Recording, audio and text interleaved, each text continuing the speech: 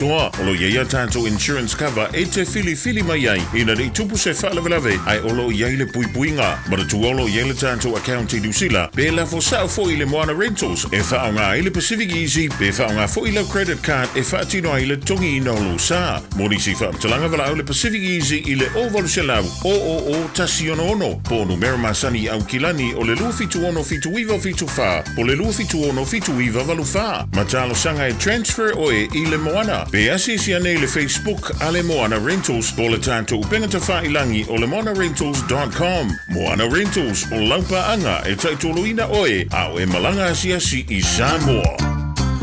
Talofa lawa, ua mawhai ona au wina atua tātou whasanalaunga o le pālota o le lua awhelua lima, ona o le langlong mai o le tātou company tāwale o le Enterprise Motor Group Manukau. O lo ua wha wau le mātou whapitoa, whaingoa ina o le Enterprise Smash Prices, a mata mai i le awhe tāla e o atu le tolu awhe tāla cashback o discount. Tele wha maa awenga, so mai i le 5 Grace South Road Manukau, o le veni i le Ovarselau, ona tasiono whātasi walu.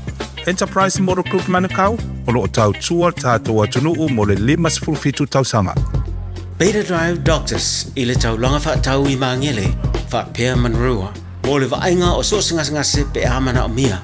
E wha tino e fo i matupui pui o le whana witi, o tupui pui la ko witi sfulu riva, mo i lātou e sfulu tausanga malunga atu, wha pēr matupui pui o le furu. Wala au telefoni, 255-25 mo so wanoe wha tino ai nei au nanga. O fisa fo mai maangele i taftafane o McDonald. Amanrewa i taftafane o Faletusi po le Public Library. Beta Drive Doctors Clinics. Radio Samoa. Taslima iwatol amo.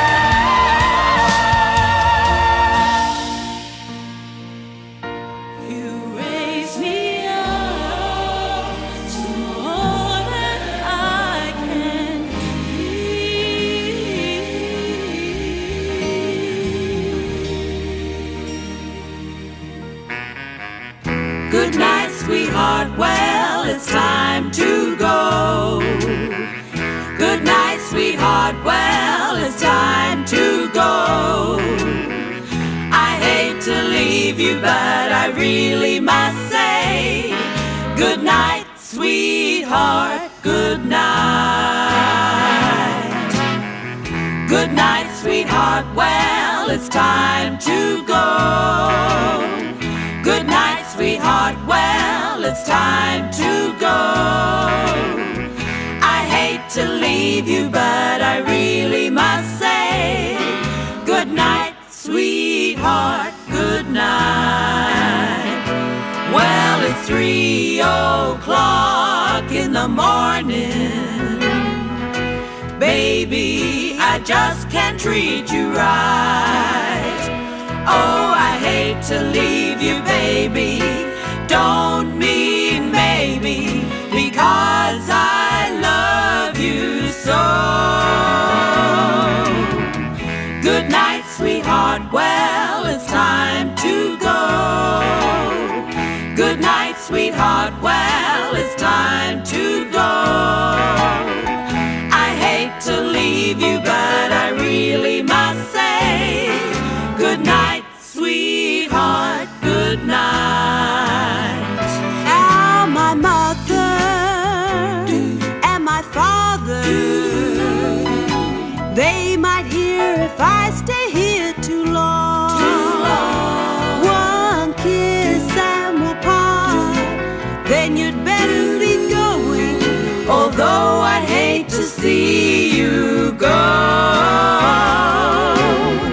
Good night, sweetheart, well, it's time to go.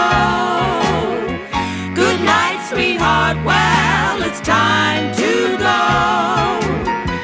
I hate to leave you, but I really must say, good night, sweetheart, good night.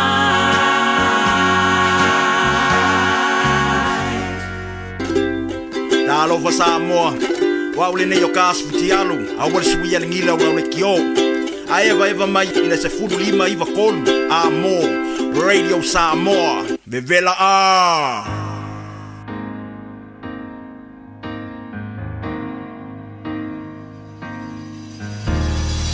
Whatever see I look far to umaina oh o te foi lo fialu ese o matutu a leta fana utene I will ever bear e mawalunga luno foanga o ita e fa atava e mawala lo te fa sino manga tele o mautu e tele o ato o emana o ile tele o e ola le mativa e ola le mau le mene te tana ilo se fa amole mole o tele o tawaso o lea e popola yo tamata o e ai ilo umalosi ai ngalo e ita se fa amole mole o tele o o lea e mafai ona o ngangana o e ai ilo umalosi ai ngalo e ita ngalo e ita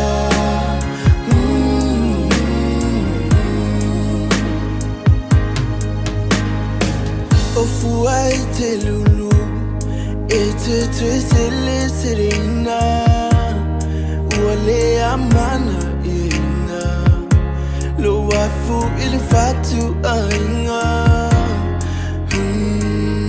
I know what iluma ina lo ole masiasi Ule vana etapua Ye vave o mai so ustaimi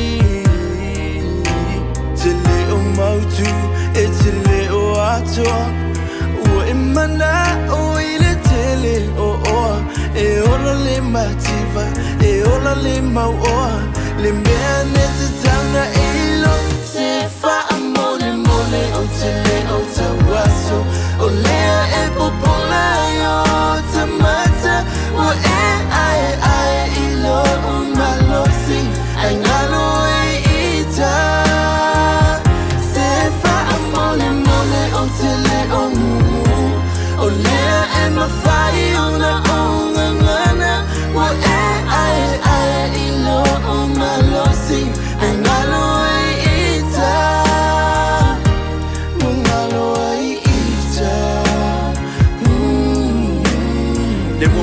lei lava o sunga ke fe ke pepelo ke iloi na pupula ke pupula mai lava ile se lu mangai fa mai mau wai fonga lo kai ni sili ele fa so ko nga fai mo kala kala mo I ma mukangi ngai do le ka fa sa ngai ma ki le mo mai al makwai ai mo le la lo lan sa lo e an ia o fa so I fo le anga fa fe tai mo le fa apolonga fa fe tai mo le po ona ele fe tai le pangoza malau fionga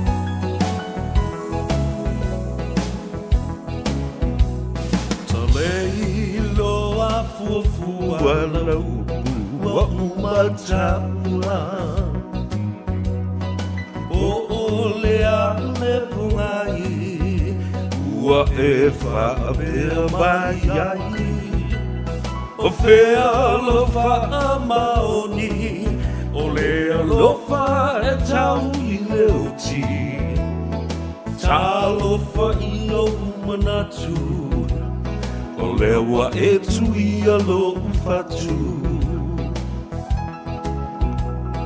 e manda tu o le amatanga yo mau loi mata na e fai mai ele ai se unga o la tama futanga wa e lo nei le langa ma ua sui fo I o lo uanganga o nei mau mea na o mana o iai ua lelea uma I le ala Beselaia Sila Maya Ia I nei mea ua o fai O lalo I fole tunga mau o te tau atu ua o fo I mai ai Wa umatu o sio uola Fasia I taifa I tionga Ai mo oe o te le I wha awhiti Sa o whai o mea sili sili Ea, talofa lava le pa ia maua lunga O le whaafonga anga mamalua Samoa Ai mai se fo o lau sila mai mo I le reitai au fau o le astonai Ua whaapopo e le atua I lo soifua molo uola Ia mai se fo I le soifua lau le lei o le hatunu atoa E le ngata I diu sila nei wa vea mo tātou a inga lona lua. Ia ai whapena fo I lau whanua me ele o le hatunu pele I Samoa. O lo o tāpua I mai ai o tātou a inga. Ai mai se fo I o tātou te tai. Ia ma le lau roa o le mamalu o le hatunu o mai maunga te tele se I o I maunga iti. Ia whapena fo I o na hao se I o na iu. Aftaile atua le nei tai au fau. Ua e saunia ma whaia mo I mātou ua fia ma oli ai. Liva ai sa te meteme. Ua angalelei le atua. Ua teitai mai lo tau soifua. Ia ua tātou wheilua I ai malau lua whasira wha I e pei o na māsani ai. Ono aso le vai aso. O le lima o le nganga I fōwhaiwa. Ia male TANOA AVA e tasi lava I le aso tōnai.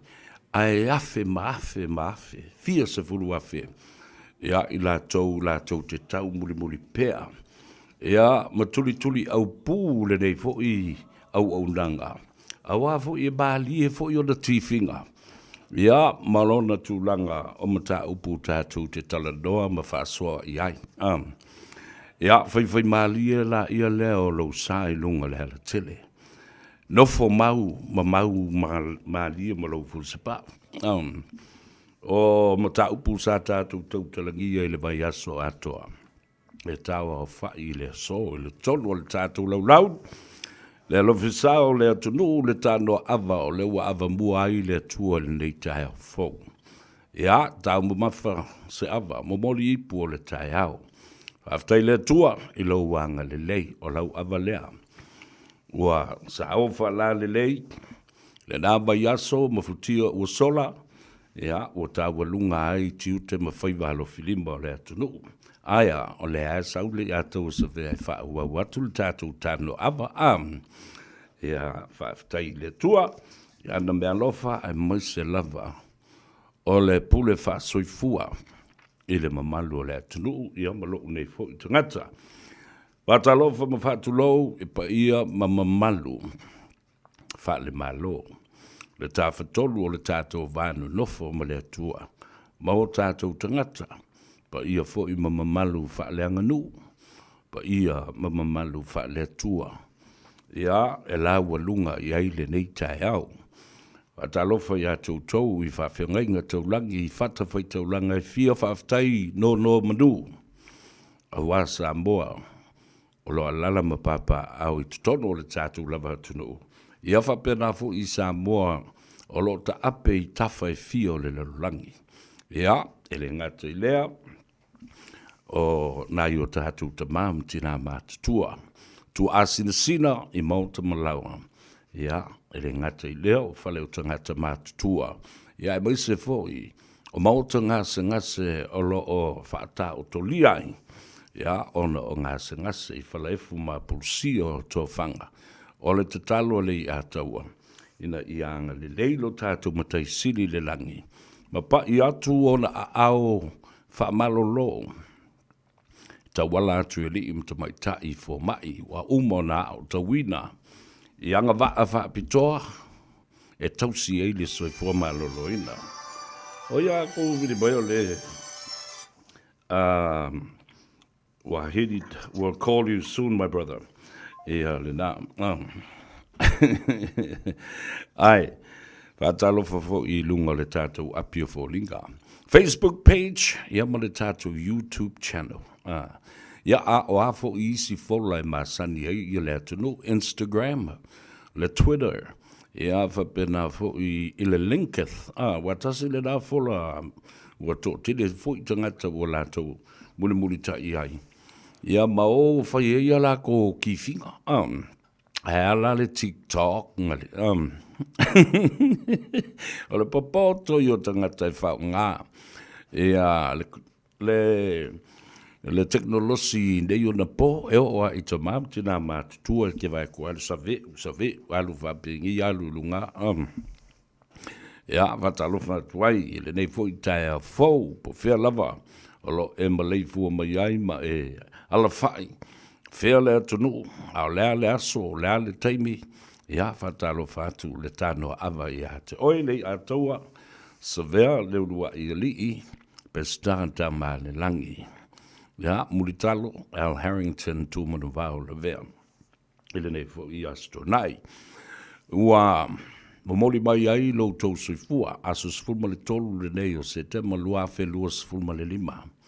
Tātou whaitau aso, whaitau I tū la I le aso tele o le atunu I le aso lua o mua. Le aso se fulu ma le ono. O le a whaatau tō ina ai ia le pale mene. Ai mai se. O le fionga le li pale mia fau, filifilia. Oka le tele o tala la a ngai ei ia le tātou whasoa I le so. I le TANOA AVA. E te mawalsa. E aia ma se me pi o pa ina o mea whaati ngā ulu istangata.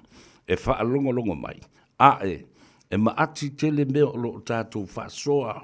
A wafo I a moni. E iai o na whaavae ma iai mau na pine. Ia, o le aunga au te. Ina ia manino ma malamalama ia le atunu. A wafo le mele na. E malamalama lo le atunu. Ufuritua loe. I mea se ma mea pongi sā lai whai. Ia, patalo whai toi wawa atu nei. Ele la unga siri o li monki. Wa tū I lunga. Mai Samoa, vai aso lea, whainga palota, toi fo I mai, le pale mia oe tu le epa. Sui pale mia oe fontoe. Ai o tua I whailau tusi pea le ala. Ia palo ma le tuunga. Ana palo tuunga, pia le fe emo fo I leo ni afi, ma pa fai tiri o mai lono no fo lalo atu ia. Ia le au tustala ma le au whasala laua I la tau lava ia le la tau media. Ia la le meo kupori. Mai o ma kwa I o ke. O solo kulo le mei. Kwa I o leilo, kwa I o wofo la. Tua leilo le mea le ana luatu. Ale mea le na tupu I le so na vave whai o meo valo anga. Ai le o mautina. Mana tua fo ino mai ia lato fonga fitalai, ma le sui fonga fitalai, ia masu e tupe solo ai inei. I le mamalu ma le paia, ma le mamana, o le sasao le nufoa lea. Le nufoa o le fonga fitalai. E mamana, mai mamalu. Ie, o le alana mea no o iai. Fiu e tuli le fonga fitalai, e le ai se tu la fono o iai le wha vai ma whai e ona tuli pe wha malo lo le fonga fitalai.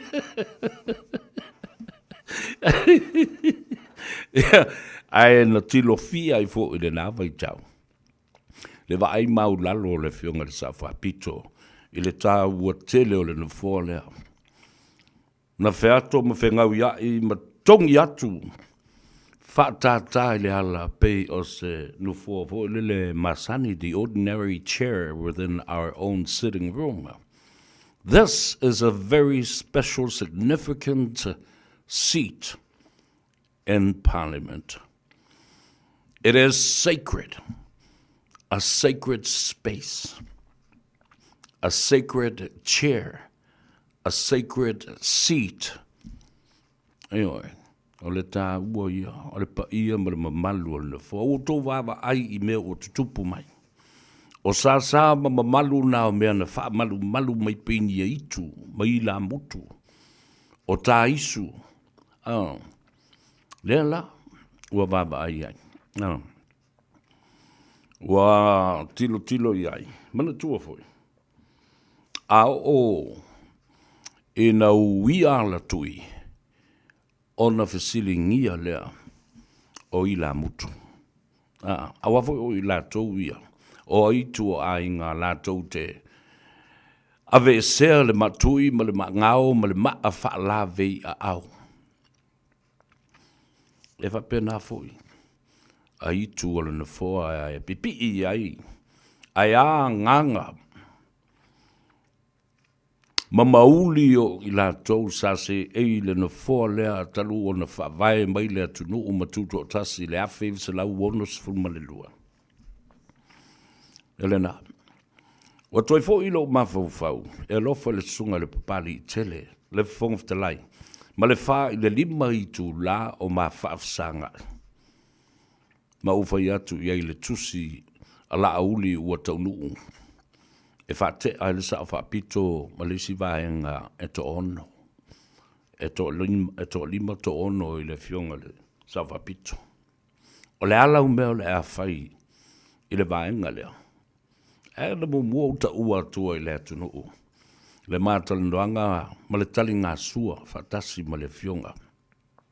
I le whongwhtalai. E na ua fo I maile nā I lana fontanga whongwhtalai. O malo I limas fulma leono, e au fiai malo o fatasi, le Pasifika, ma malo le taupulenga Peletania sa whaia I le tama I atunu o Kensing I Afrika I saute.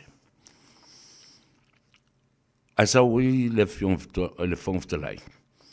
Sue, po wheme mawai le atau o savea. Whātu le whai whau, o le ale me ke manga o I ali ako, mai se o te fia talanoa. Ma te fia whasoa, au te wha longolongo, au malolo, pa au mga lue ngale whono, o lo ki le por kalambar kamalanga. Wha kurwhai whanade, ne kai fia whau. Whai mai au te fia i ai. O le content o mata upu, ma le whaasoa i le manino, e le fo i ai, ma whaa whelo saksi i le mata upu. Ai papa i mata upu o le palemene, papa i mata upu o le whaamsinonga, papa i mata upu o le anganu, papa i mata upu whaaloto i whale, whaavao malo, ma le tātou vāno nofo, le tūla fono, ma upu whai o malo. Ai mwese fo i le tātou tunu, ma le nei fo i tunu. Awa so se malo wha temu kalas, e mo i lava e sui whainga wha vai ma tulang wha pena, a o tūla fono wha vai o tātou muri ta iai. Democracy and the rule of law. The human rights, ai a tatau, wha malunga le tūla fono. Ia wha pena fui, le saolo tonga o tangata. A democratic nation has the same foundation, likewise any other democratic country, like Samoa too. Ma, e se mai lai le wha te mukalasi, o tātou fui, e se le tātou wha te mukalasi, o wā, e va lua ma le tātou wanganu, ai maise o le whakirisiano. Nā vola tasi le nā mea le ona uwhai atu. E lea ia ma se mea nā lai o na ave fua upu ne i whawai le atua Samoa, i to tonu o le whawai. Whela i, o whiu sui. Ai o le tō whā lea lii, ma ta maitai o tina mātutua, ma ta mātutua, o tātou au ngā mātua. Sa iai le whawai lea. E ave loi tu tonu. O la le me la kusifaf. Ana ave le tu tonu whaalafi lilo ai ina. Au lea nganga o to ina ma o le mātua. Sa whau ina le whono whawai. Tati e whafo. E kei loa ma mao kua ma e pupula atu ia i o mata. Ma e mana tu ai lea. E pe o le switch fo lele le ki o le mori. Ki kape, ia ora kape ma. E te vai lo iai. Tau iai mata pe i te. Ai toi wha manatu ia te oe. Le tā ua lupu. Le la ua ave ke le lola po wheo ko kongu la ua ngā lilo ai. Po le ilo ai e tangata. Po o le ale me le wha vai e le tātou o tono. Wa le ai se wha ma ite, le ai se wha ilo ma se wha manatu. Le lau te whakoe. Ko e wha fo i le me i kua o le wha wa. O ia koukari e wha kulu mea sa. Whatalo whele nei tae au. E le alofi sao tu mua mo pule. E nā i le maketi aliki, whaalongolongo mo i eilo uso tali oa. Ia, po le fteleinga fo i le pou niu. Ia e moise fo i o le tō whai a namulo ulu. Fo fonga mua o le vaimonga. Hawa i le vea, ia whapea fo i outou uma, o tupu mai e, whale upolu, o li po ina, le swalofi, o le alofi sao tu mua mapule i le maketi a liki i taufusi. A malau le saifu manuia, ia taftaftodo o le tātou ofisa le nā o le lavea i trust, ia po le lavea namula ulu Immigration Services, ia whapea foi le fsosoani le whaat tu whaatasia o tala o whaamsinong. Ai laltanga te whia luatu nei malana mata upu. Ai mana o mia le fsosoani le tāpena inoa o le tala o le whaamsinong ngā rautu ainga. Wala au le numero na, fitu tasi, fitu tas. O lo whaatalitali mai namulo ulu whonga mua o le vai maunga pupua lii. Tupa i haua i le vea. Ia te oe malawa lau atu, malemana o mio se vasoswani. Fitu tas. Fitu tas. Ia le na, awaila ni mana i tele, ala kua kau mawha lau awa inga. Ia mai a whai nā le tātou ofisa nā le maketi o a liki i taufusi. Ia, ai le ngata fulina. E so ngofia wa i nā tōru lava. Tafa tonua. Le barbecue le tamo. George Barbecue. Le barbecue o si osi. Patalofa lai lunga. O le tātou api o fōlinga. Whawhawida tāni elu. A lole soifu manuia. Christina Tanuvasa. HJ. Blessed weekend to you, my brother. Rosalia Lafonga. Ja, whapea fo i niu le titi. NG Ngawa. Tālu wha malol soi fu manua. Whele te wala umaidi i NG. Oi leo, tālu whai. Ja, wha tālu whatu fo i Peter. Asia, tālu wha Peter. Mei Avito, tālu wha lava. Pasi Nicolao. Palonga leu pena unasa. Tangata lere i mua mea i lunga i aso uma. O le tātou polakala me o le nganga ifo whaiva. Riley Nicole, talo whalava Nicole, malo le soifu manuia, ia te oe. Ia, talo whatu leu so Peter Stowers. I haven't heard from Peter Stowers for quite some time, but good to see you. Awa i atu i le suafona i lola i le o le soifua ma maua le malos ia ua mwhai i ona toi mafuta mai. E lo pe sa malanga, pe sa ngasangase. Teresa Teo, talo whalava malolo soifua manuia, watching you, Sevilla, from Seattle, Washington. Au tato iailai Seattle, Washington. Wea whanu nei teimi e whatalo whatuai. E lau whionga i le tamā matua o le tātou porkalame. O le whionga le aleota tavui, Peter Strickland, ia o tu ua nei na o ia talu na wala au le atua, i le tina matua o le tātua, inga malana pa anga e whakvavau, le whionga ia sau i Malaya Christina Strickland, i le lua mai aso ua tuana i atu. Patalo whatu i lau whionga leota, ia, ta talo ina ia maua lo toa fi malie, maua fo i le mawhana whanau. Awai, e tele upu o tangata e la lafo ai ia alofa anga ma whaamrianga ma whaamisenga. Ai le mawhai, ona whaatumu ai le pū o le whatu lai ai. Ma le tae ma le aisi o le whatu. Ona ua misia le tina o le ainga. Sā la va lua. E tilu mai, tilu atu. Tango mai, tango atu. Memu mai, memu atu, usu le pese fai le talo. Aso uma, masalopo ua o le ono sfulta usanga o le mafutanga. E tau wala le wha puiponga. E ui o lea, au te teletonu o le nā ua mai, au na whaatino. Sauninga mamalu, o le ka le sia le malu sāpa ia. E wha mawina ai, mo le olanga nei, ma le olanga e wha vau. Families are eternal, and families can be forever. Patalo fatu peka ai niu o palepa tomata, ia ai maise tamali i tua i malo, talo falava malo, o eti leo wha, mai o le mātou te wha longo mataputapua i atu i Tarnet, Melbourne, Australia, talo fatu. Pa ia mawalunga o le tātou tunu o loa lalama papa au. Po o whea lava le pito o Melbourne i Australia. E foi mai lantou o loa lalama papa au. Tō tele wanga i le tu sifo. Australia is sifo. Perth, Western Australia. Whatalo whatu i ate o tōul pa ia mawalunga o le tātou tunu o loa lalama papa au ai. Ia mai lato o lo ngā lulu e ai, nisi fo i o lo ua. O le vaitau o le ivas fulma le tas.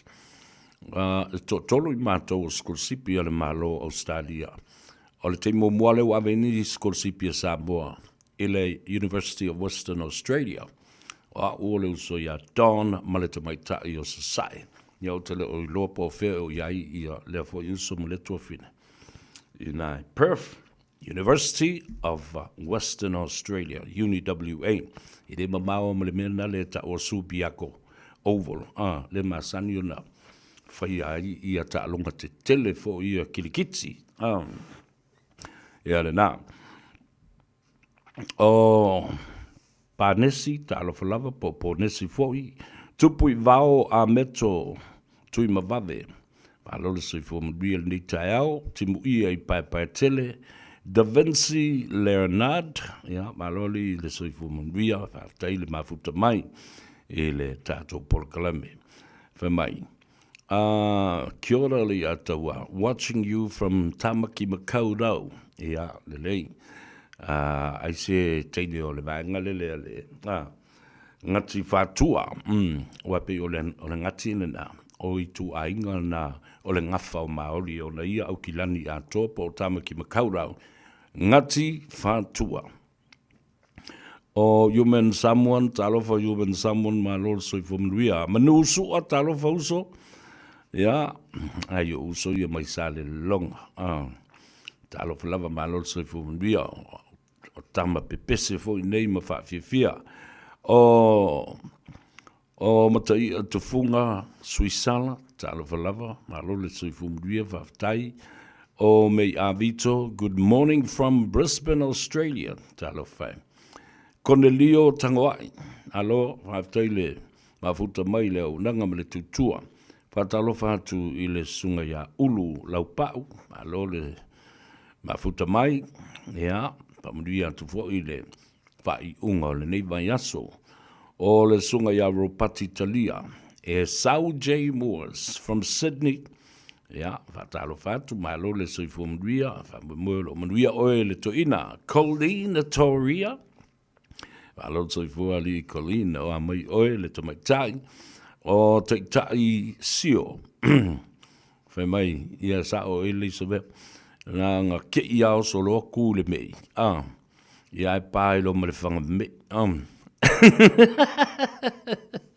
Fua ia li I sope. Ia po sope watching you le ataua from Sydney, Australia. Ia, halo, whaftai le. Ele mafuta mai ma le whaio se kouwhi au le nei asi ai ala o le asto la I le aso I atai ma aso I mafo whau le nei ai tātou polkalame ma tātou tali ye o luma pauli tālo whalava ia o whanlo noa lava I lau whalongalonga tu foi le tātou au le mansa mo tālo whai le whionga le swafa ia le malupisi tu spas o le tulanga fato a mata foi lona o langa ma le soifuanga whawhai a onga. Ia ai a mata le kako kukupa I a konga. Koe wha ke kepi kako e fiki. Le walala tātou whatelitali. Ia po le ale tūlanga le au o iai awa. Le la tātou whitaui nei ma le au Amerika. Ia mantua le lei. E lua mea uli ngai wingi mai ngai le au Amerika. E papa I le polo fius e fiu a tuli. E fiu e kuri. Watalofa seu manu. Alo le soifo manuia. Nā tano afa masanga kilometre. Talfa lava malo le soifua. Whaftai le mafuta mai. Yo sua teo. Talofa brush. Ia Emma Jane Lawson. Talofa Emma. Along fatu le tatu tina. Ia vai tupu. Le avasa. Ta whai ono. O te le lope tau te lata I hai. E ele ai ngā masani o na whatalofa mai I nai West Valley. Ele mei e le universite. The University of West Valley in Utah I Orem. O I nā tonua lena tupu o le whalavelave le talatua nafi. Lea tangata vale I nai mawhana es tangata. Ea le tangata e swafa ia Charles Kirk. Ia, peo no whamtala atu le teimu mo solos tangata. E te lavau tolos fulmaletasi tau sanga le matua. Tau muli ai peo se taitai fo I lea o tupulanga te lavau. Ma taitai ai mawhau whaunga o le tupulanga te lavau. O e fia I le porokiki ma upawhai. O e lātou fo I whaatau te I a tatau. E whaatau te fo I nisi o mata upu whaavai o le Constitution o le malo tele o Amerika. O tula fono e a fia ai mea nei o whao ngā lima mao so wha inga e whao ngā aile la au malosi gun control laws. Ia lea lava la wanga i le mea lea. O le whaapoto mai fo i lele o le tupulanga talvau wae e whai le podcast o le tangata nei pei fo o le porkalame le te wawai mai ai. Ai whai live ala, e o i malai, e o i meo paka, e o i whale tele, o na la unga i le o le tangata. Ai tumu atu i ai, ia le tupulanga mai lea universite, ma lea universite. O le whainga le tangata. O lona manatu, ina ia tatai ia nganga malangona o tupulanga televou. Ina ia fia e awai, participate and get involved in the politics of the United States. Ai fo i la tu la fono le tangata, o ro umatua ino a iai, mana mata upu e au mai. Peo mata upu ia o le abortion, o le mata upu I whana, o mata upu I whawhawhine. Ia, o le mata upu sexuality, o whiusua inga, po le ale mafua anga e lei, o na nonofo ma fia le teine, I lesi teine. Whila le kenge le ka o le husband, a whila kenge le ka o le wife. If I bring a fui I tamalolo, which one is the husband and which one is the wife, or Mr. and Mrs. Yeah, na la I le mea na e la so na vili mai ia le si whawhawhine, le si whawhawhine. Ia tali atua la. Hello. Ia, o Rita la. A Ricky le ngol whawhawhinga, le wasui le ngoi a Rita. Avi le atua mai, pai la, wale o toi tali mai le leo whawhawhine, fo le leo whawtene. Mai hi. Yeah, how are you? Are we going out tonight? I feel my lomal kalala a Rita lesa fa ngol fa mai. For your information, I'm no longer Rita. I'm back to Ricky.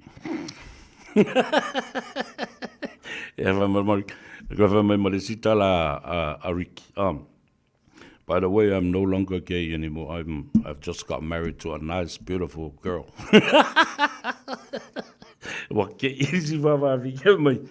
We're back to Ricky le mea wale o koe Rita. Wa wha sao le o langa o Ricky. Ea lelei. Wha moana alo whaifo ta alo whalava malol soifo manria. O ta milo I ai o seuwa ai. Ta alo whalava malol soifo manria. Watching you from Anchorage in Alaska. Alol soifo manria. Na yo tato ainga malava. O lo'o iai Alaska whatalo whatu. Anchorage ia Mountain View Range. Lesi no fuanga le nā. O Filipele Masoe. Talo whalava malol soifo manria. Ia, talo olovo o le halo tele al tatu teimi. Alu ve whatalo whatuai o wa aloa sifuiva. Ia, watching you from Australia. Whereabouts in Australia? Australia is a continent. It's a huge country. Valoa.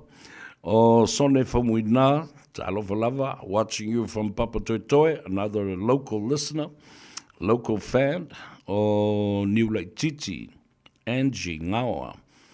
Talo Seville, watching you from American Samoa. Alele mele te fa moi moi, faisa tua nga I tutuila mamanua. Se tua fa fifia, pese se conseti, stabila valata mai. Le fuafua mo le kilisimas. Ia po le tausanga fau to tele I la tolo wala mai. Se sa vea to sau to fa I la tasi le taleni. To tu tasi longa stage ma fai au kalamali ma fai lau fale iku. Ma se to la langi pese mana ia sa ma sani ona fa longo ia le tunu. Yeah, fatalo fala Angie from American Samoa. Watch that space. Yeah, fatalo fatu for Tess Tiva, watching you from Canberra, the capital of Australia. Talo fala Tess, balol se for Maria Ferretti Avei Fatili. Alole soifua manuia, whaftai le mafuta mai. Sam Johnny, watching you from Brisbane.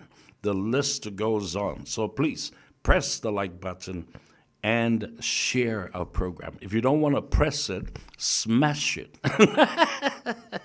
Avanga se ko ia ka ai po se sa bala ki li ngale pingi ai. Yeah, Sam Johnny watching you severe from Brisbane, Australia. Vatalo fatu au fanga paunga talo fa malole soifua manuia. William Brown. Yeah, ai le ngata fo i lea. Patalo fa pitoa lava ilo uso pele. Le fionga ya taula papa leo pepe, Willy leo pepe. Alo le soifua manuia ile nei tai au. Ua mautu mai ia le tulanga o tofinga. O le fionga ile li parimia ma le sui parimia. O lea la. Ya, epe o mea mauti noa le na maututu. O lana fionga ile li ipale mia. The Right Honourable Prime Minister of Samoa. A fionga le lauli le mali toa. Le uatea polo taivao, tupua, fui maono, asiata, lupe matasila. Ia, e wari kere, oikungo, o suafa umanao le tamalo. E uai sa mali atoa, uai sa tupua, uai sa tuala, uai fo i male aina taua ana. Me umalai uaina. Lana fionga, ele pale mia, male sui pale mia, o leo ufa mautu mai. Le fionga le tamaitai, talo fai le nei tamaitai, toa le loto. Toa le loto, ioe. Toa fo i le mafau, e mamau lana sila. Le fionga ya morio. Ia po le fionga fo i le tamaitai, Molipola, Ana Rosa, Molio o Ale. Ioe. Auto mafau ia i le fionga i le sui panemia. Au avea fo i matamaitai. Sa tausia tupe le atunuu, malamin sta mua leo tamaitai le tupe. Auto falongolongo ingutu o le fine lae fai mele por kalamele na isini Australia o le fale o piinga. O le itumalo tonu ale na. E sauai le fafine le na, le lomatua le na. Sauai fo i ma Molipola. A o upu lae la lafo le fafine le na. E whaaleanga i le tamaitai sa avea mauluai tamaitai e avea maminstau tupe le na vaitau. E le whātau sanga watua na i atu a o le i toi fesuia ia tofinga. O te matua ia uafoi. I le matua le atuna whai o le au le tele o Molipola. Toe e ata mai tele e iai o na whailonga whapefo i o na anga waa whapitoa. E whai ngā ruenga le lei. O le whai pule ta mai tai o le tu malo. O palauli tas. Palauli lua. A upu e whai iai ele nā ta mai tai ele nā tinala tau. A tate whaalo noa i lama. Wale e fia. Ma whae ea. I le tofi o lona i tu malo o se tamaitai. Ia a upu e lau le tau muli ala au li tu lou lava. Io, whai atu le tala leanga ia i tamaitai. One Wa si tia, ma whati e le maasalafa. O le sui pale mia, tamaitai lona lua lea. I le tala whaasolopito o Samoa ma le Pasifika. O se wala aunga whaapitoa. Ma o se whaamnianga fo i lea, ma o le tau i lea. O le loto tele, ma le whaatuatua, ma le ono sai, ma le loto maulalo. Auto whaafonga i le aso no whaatala no i nai. E tusa ma le la Feilo inga ma le fionga i le tamaita i Parliamentary. Le fionga e safa pito ya Fiume Naomi. Na fasilia tu iai ia le safa pito. E mawhai ona e whātua ina ui la uta ita inga i le taimile nei ua vā i le whangatia. Nā le tala muli pola na whaia.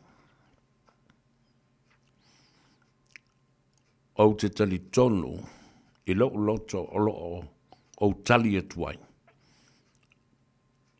Wa o le to e whātua ina. Lau a fionga le sa whapito.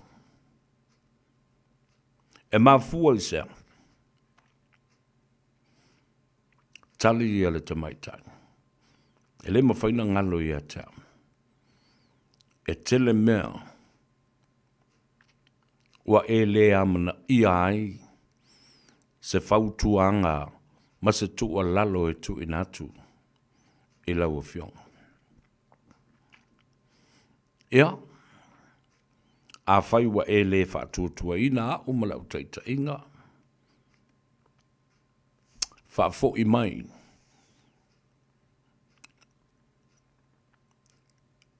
Le tofi minsta. Au mai le tavale mariki. Au mai ma le telefoni na matu i ate oi. Ole a pa ufo i maalauni sa masani na whai. Nā le tala ale fionga mulpora. Whawhetai, nau a fionga le sa whapito. A whai o lofi na ngalo lea. Ole a whai a lea. Ai o te le langolanga wina oi. Gale na. Au tausi sila la i ai. And I think having Mulipola Anarosa to be the Deputy Prime Minister is honestly a huge call, and it is a special call, and it is the rightful call. It is the pay for her endurance and being faithful and loyalty, not only to Lauli as a leader and the chairman, but to all other members of the caucus and FAST party. O le loto tele, malona loto whātuatua, na muli tai ai pēr. Po le alawa, ti ngā mawhainga tā, na uia I le ala, na ono sai. It is a gift of endurance and faithfulness and being patient. O le taui le nā, o le whātuatua, ma le loto on sai, ma le whāpale. And great things comes to those who wait patiently, anticipatingly. E o mai mea te tele ma le tāua ma le whawhongia I lātou e whaatalitali, ma le whaatuatua, ma le loto ono sai ma le whaapale. Likewise Lauri, ale mali atoa. O lona ono sai, o lona whaapale, o lona loto mawalalo, ma lona loto tele. Ua whaapale ina ai, a wae loto mawalalo. Ua whaapale ina ai o ia. Ai a tātou tala noa Samoa, I lea fo I teitai. O te lo te matua I ala au I tausanga. Ai o le pale mia sili lea ona la I titi I le tala whaasolo pito o Samoa o le a le mawhai o langano.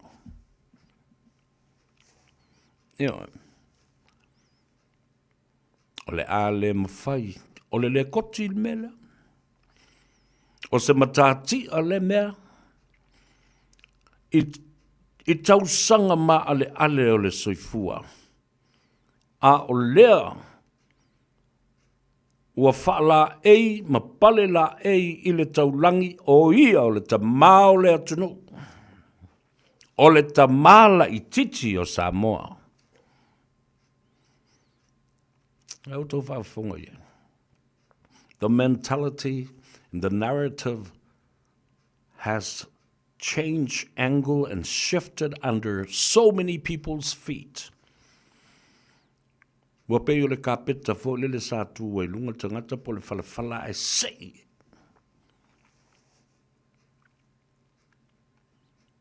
Aya. Wa I fo iai ma fa paleina. Ona lea, ona sai. Ona sai lea. Se mau me te lea ta fiu nei e whaitau. E tumu le api. Mai o se ngoa e itangia tele e ona fili pe a whaleo. E matua a ala pe o se fatu ulu ua folo tu lau le whaafonga le tunu. E folonga tā e inu tō I toi. E le tangata e ita I a lauri. Ma whaila uri mo na fili. Ua peise ti la moli ma ai fo I lea. E papa ia tu ia na fili. Ma tuia le liba, tuia le patua, tuia le manava. He is like a thorn now to his enemies. Prickles. It stabs them. And it's painful. It's like a medicine that is so painful and hard to swallow. Mai o le mea fo I lea ua le mawhai ai lava e tangata. O na langona le file mu. Ona ua le mawhai e taitai e isi tu. Ona follow malie. They are unable to take it.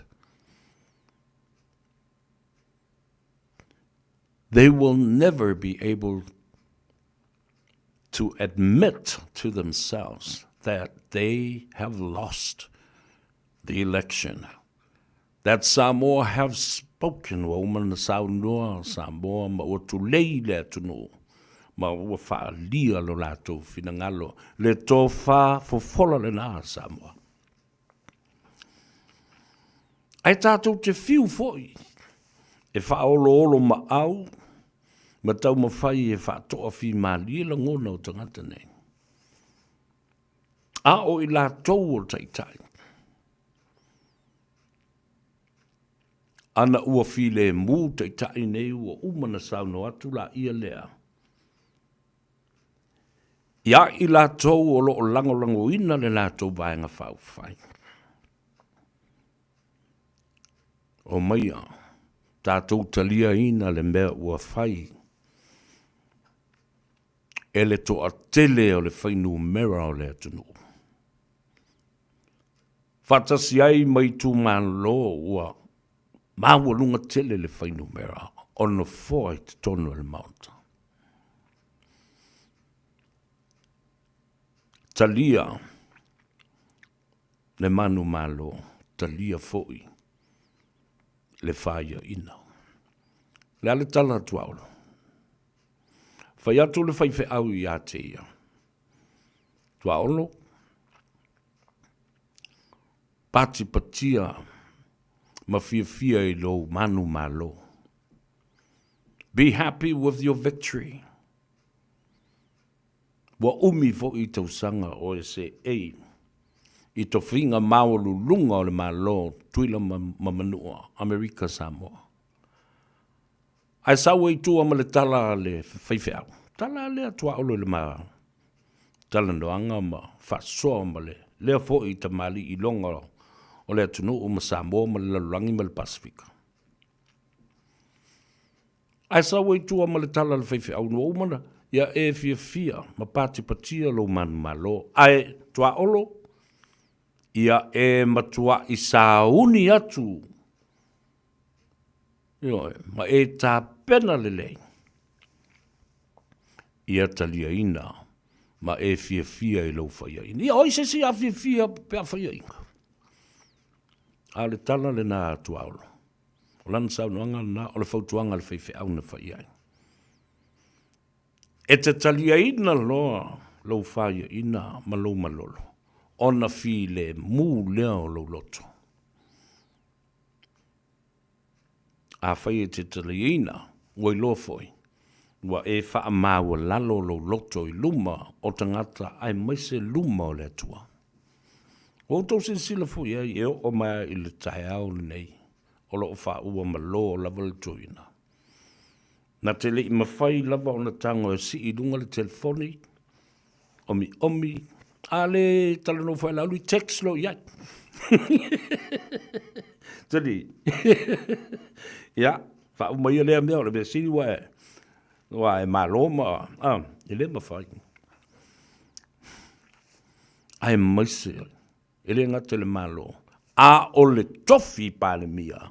Le upu tofi pale mia. Oi la wa ma fa pale ai le au.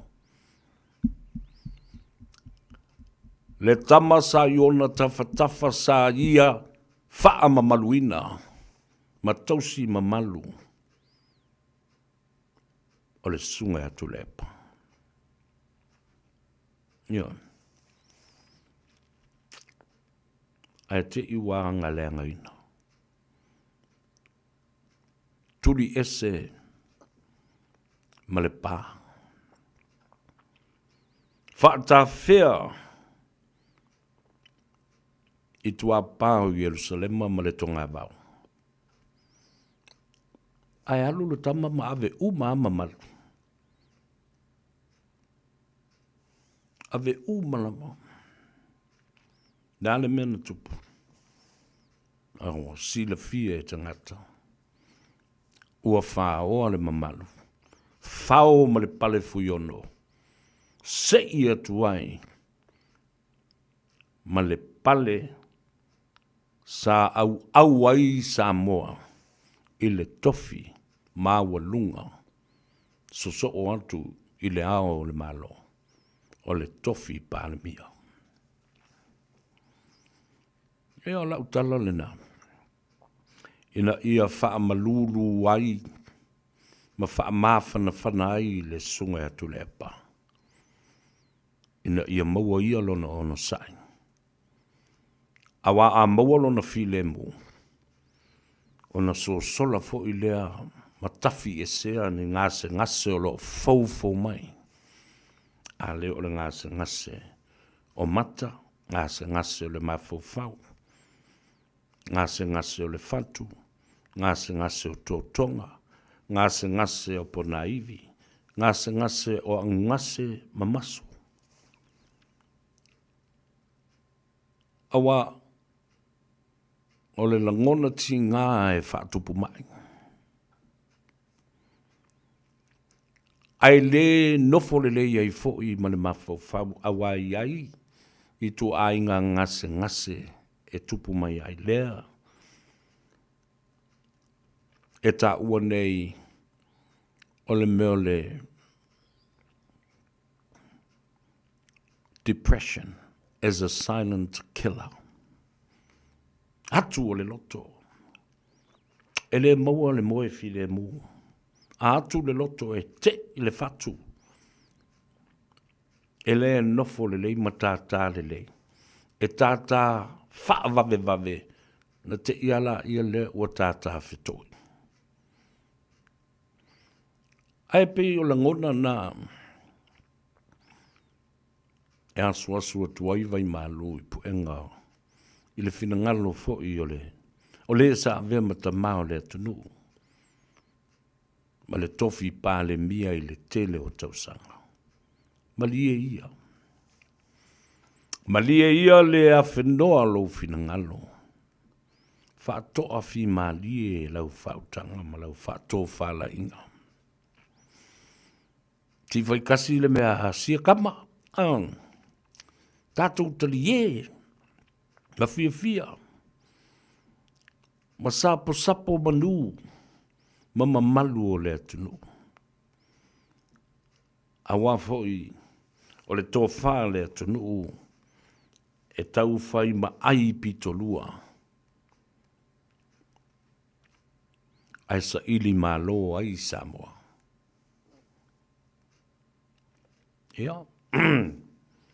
O le wha malo si au le nā.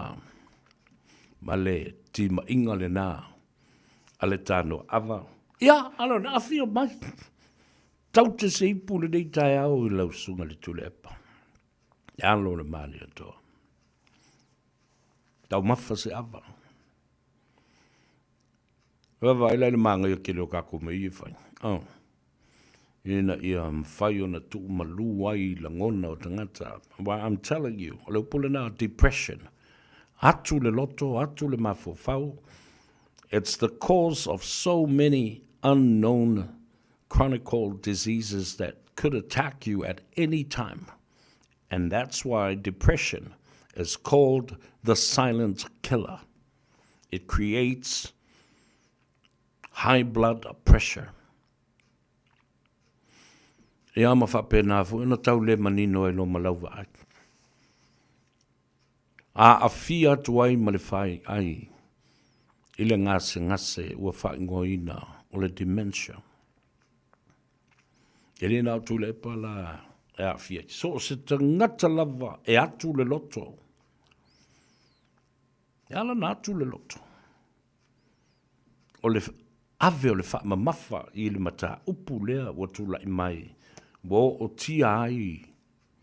Ma mafa tia ai le loto ma le mafa ufa. O ala me whai mea.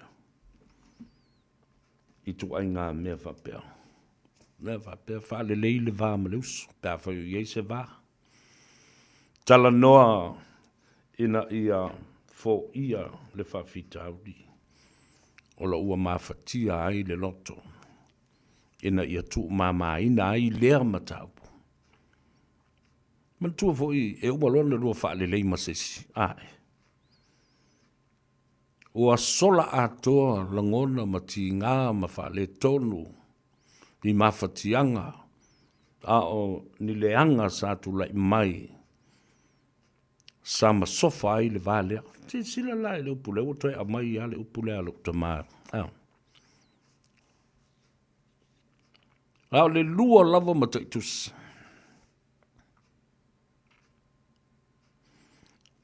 Na o le vi ma le a o le va. Lua ma taitus. Si pela ngofie. Faa leo ngofie. A o lona winga ma lona tausinga o le upulea.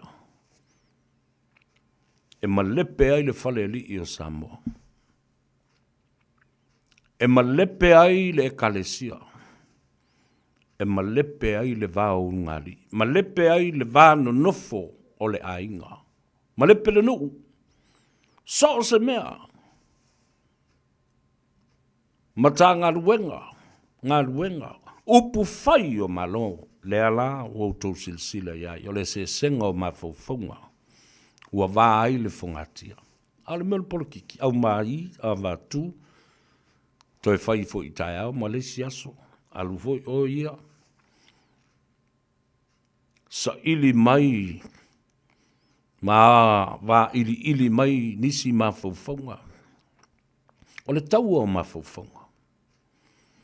O le taua o mawhauwhaunga e mawhai ona e tango e mi milo atoa le mawhauwhau o tangata wa o tangata i e te tau na tali tonu i a te oe.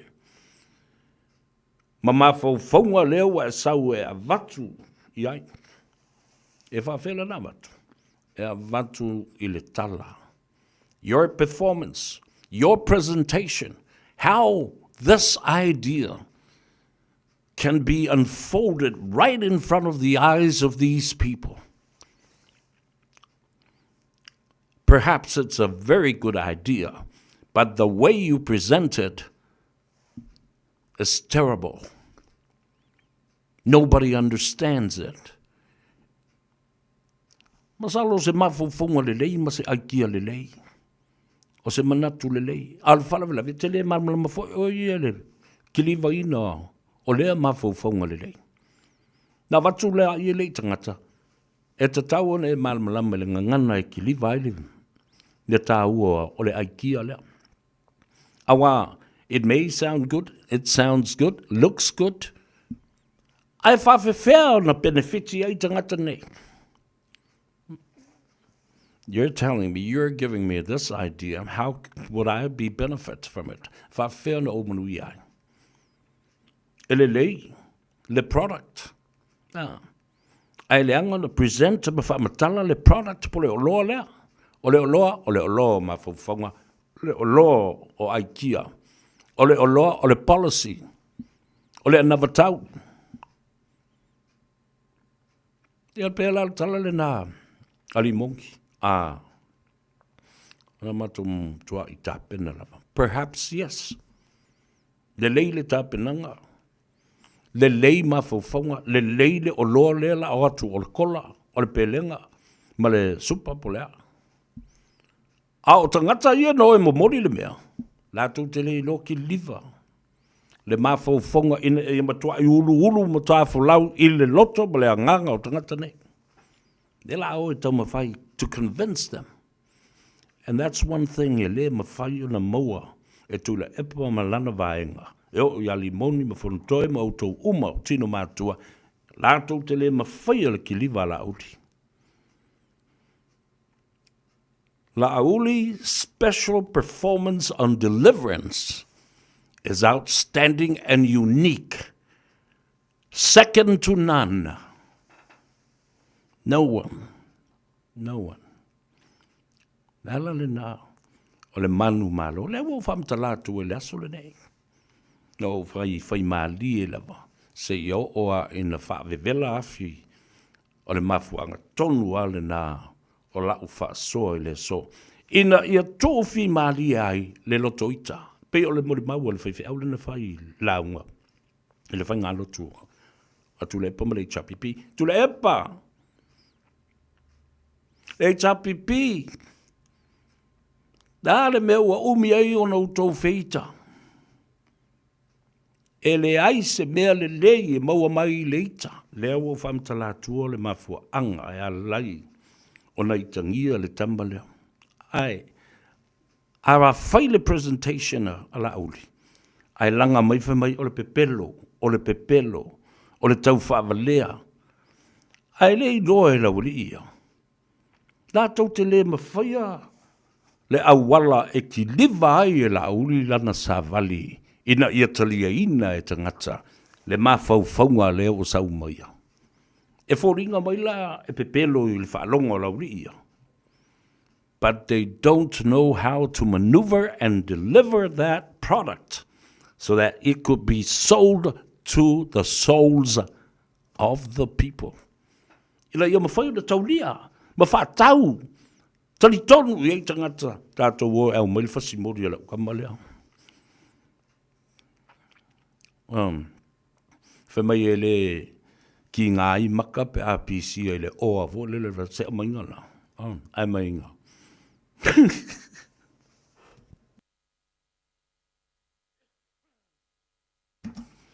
The whole essence of my presentation today is to keep you calm and understand. Ina ia malamalama tangata i whai lauli mo lātou whili. I le mafua anga e alai ona ese tangata. Ona i lofo i le ina. Na ole nufo, mawhili le upu e whaaleanga isi tangata. Peila le upu nā le pepelo, ngoi, tau whaavalea. A o lai tā pena lava le launga la tauma upu a lauri. E a mai e momoli ei le sa vali lea. E o foi la i se ai kia po o se manatu mani mawhauwhaunga e matuala i titi ma whaatau waa ai longa mo i se manuia o sesi. Ai a o ina kiliva, e ai upu whaapitoa e kiliva ai. Le maua le tama lea. Tina ona whaatau waa la leo lo lea, e whaatau e tangata. Ai sea. E le ngata fo i la i upu e au mai le tangata. A o fōlinga o le tangata. O le ngutu, o mata, o le tū, malana tauna i le taimi e momori eila na savali.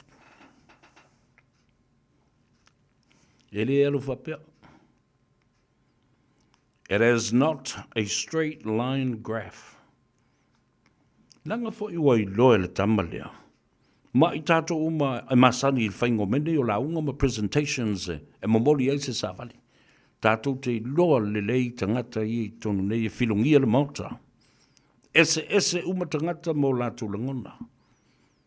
E te sau e te tilo e wa ai, wa e loa le lei le tu ai ngā pai le i luma mauta lea. E te loa fo i fua i ai upu o lau launga le aso nei.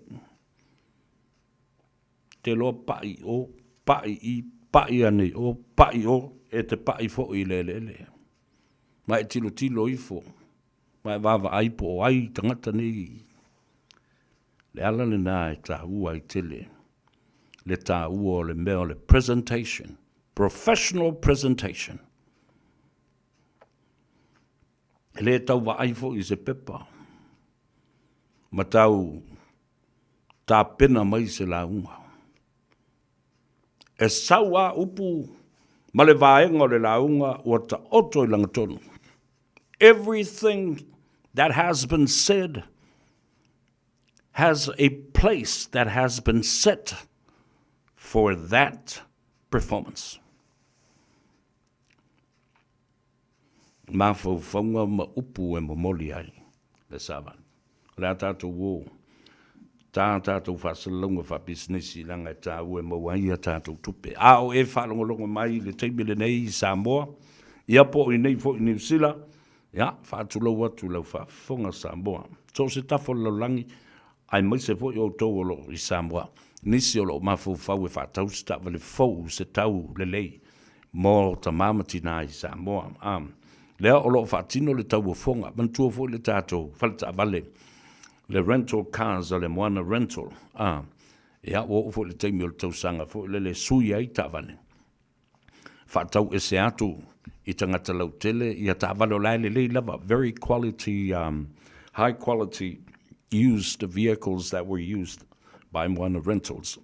Ia la ua whaile tau o fonga po le tendering process, whaatau tui ai tāwane. Whaisau tau o fonga, ioi, e whaangata nei le asusfulu iwa lo na winga, asfareile le vas fo whaangata i tau o fonga na, asfulu iwa se tema, lua anwheluas fulma lima, e mania lo whafsota i ane o le tofa ia Poniu Johnny te vanga a kau i le telefoni, fitu ono lima o iwa lua, fitu ono lima o iwa lua. Alulunga le Facebook page ale Moana Rentals, na e tilo la ia lea. Iata o malawa ta avale lai ai, mao lato tausanga. Fai iei sau tau o fonga. Offer them a price. Whaangata le vaasole le susfuluiva o September ia le tau o fonga le nā. Whaaftai o le pulenga o le Moana Rentals e muntua. Wavalua le Moana Rentals ma le tātou Pacific Easy Money Transfer. So se tafa e mawhai o na la foi lau tupe Samoa, wha momori tau nuku nei. Alo kwa pikir ki o lau ka vale, momori ane i atoi, toi afe ane i le Pacific Easy Money Transfer, lena la fo toi le tupe, ia koe wha kumula wako pau. Ia lena, one ngalo, le tautua ma le unanga lena Pacific Easy Money Transfer, ma le Samoa, Moana Rentals i le tātou tunu, le telefoni fitu ono lima o iwa lua. Pe alu lunga le Facebook page. Ale Radio, Ale Moana Rentals. O le wha atoa uma o tātou tui pui pui ar COVID te tau ona whai. O se au wala I tau sia le lei ai tātou, o tātou tua a mātutua, ma e pele I ai tātou. E pipisi le COVID le vau tangata, lea e ono a whai na ai tātou uma I au wala ese. O nisi tangata e sili atu ona tinga aina nai lo isi. Mo le pui pui o oe mai se mai onga. E whautua ina le whai o le tui pui pui ar COVID mo tangata uma o 5 tau sanga malunga atu. E le ai se tutongi, mai ma whai ona whai pea uma le ono masina talo ona whai lo tui pui pui lata mai ar COVID. Pena e maua fo e wha mai. Mo le whatonu ina o sau awa noa po le fia maua o nisi whamatalanga. Whawhatsota I lau fo mai po le whale talavai, pete tanga I le bookmyvaccine.nz. Beta Drive Doctors I le taulanga whaatau I mangele, whaapea manrua, mo le vainga o so ngase pe amana o mia. E whaatino e fo I matupui pui o le whana witi, o tupui pui le COVID is fluiva, mo I lato is fuluan tausanga malunga atu. Whaapea matupui pui o le flu, pala au telefoni, 255-25 mo so wanoe whaatino ai nei au nanga. O fisa fo mai I mangele I taftafane o le McDonald. Amanrewa e taftafane o le Faletusi po le Public Library. Beta Drive Doctors Clinics. O se talafiafia nei Samoa, wei nei se tautua ma se unanga family noto mai le company o le City Car fuatusi tasi dualua Lincoln Road Henderson. Te maua iai le tele o tawa la poa band e o foi tatu tawa le laiti. Tania foi la tofa ale tonu tongi e talafo mo le tatu cashback. A mantatu lima se lausi aga iatu le lima fe tala. Fe sota mai ulungia Peter Pernanto le numera o lua tasi o walewalu fitulua. Pe amana mia se tawa le fau molo ainga I le tau malulu. citycars.nz. Mo tupe whamomoli Samoa, mana tua loa le Pacific Easy. O lo whaua pe le tātu whapitoa nao le 5 tala tutongi pe ai whaunga ina le Pacific Easy app. E whaatino ai au tupe whamomoli mai lau telefoni whewe ai. O lo awano fo le tātu direct transfer, ti posi mai e lau tupe le tātu account, ma whamari e na fasidi lunga o telefoni. Ma whaatino la foina o lau tupe, ai inga whapitoa. Mo le tongi no pidio le vai, mo li, teo ngā tupe so se whale tupe Samoa, pe to tongi no ngā tupe e le nupi wha Samoa House Corporation, po le Samoa Land, ma so se au tanga Samoa, o lopa whai na whaatino uma e le tātu au nanga o le Easy Pay. Mana tua o whaasoponia so se vaenga ni usila yo tātu lala, o lo avanofo yo tātu ofise tolu yo tara o tāhuhu mamangele. Me whaunga le Pacific Easy app po le direct transfer, me whaasawa I lo taimi, ai sidi ona whaasawa I nau tupe ua taunga tāle penisini. Mon hisi o whamtalanga mala au le o varselau o tasi ono, po numera masani au kilani o le lua fitu ono fitu iwa fitu wha, ma le lua fitu ono fitu iwa valu wha. Pacific Easy, o la ba anga mo tupe whamomori Samoa. Baby, lomaki! Hey! Oh!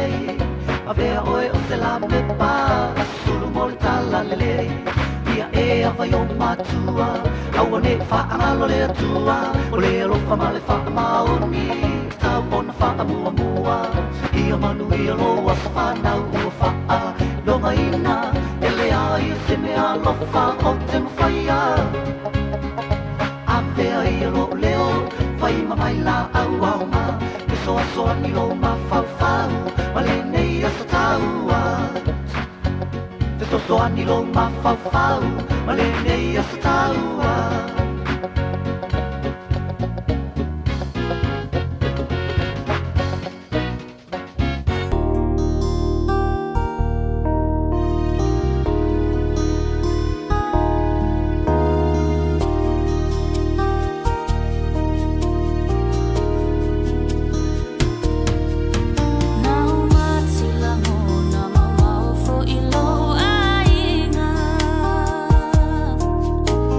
So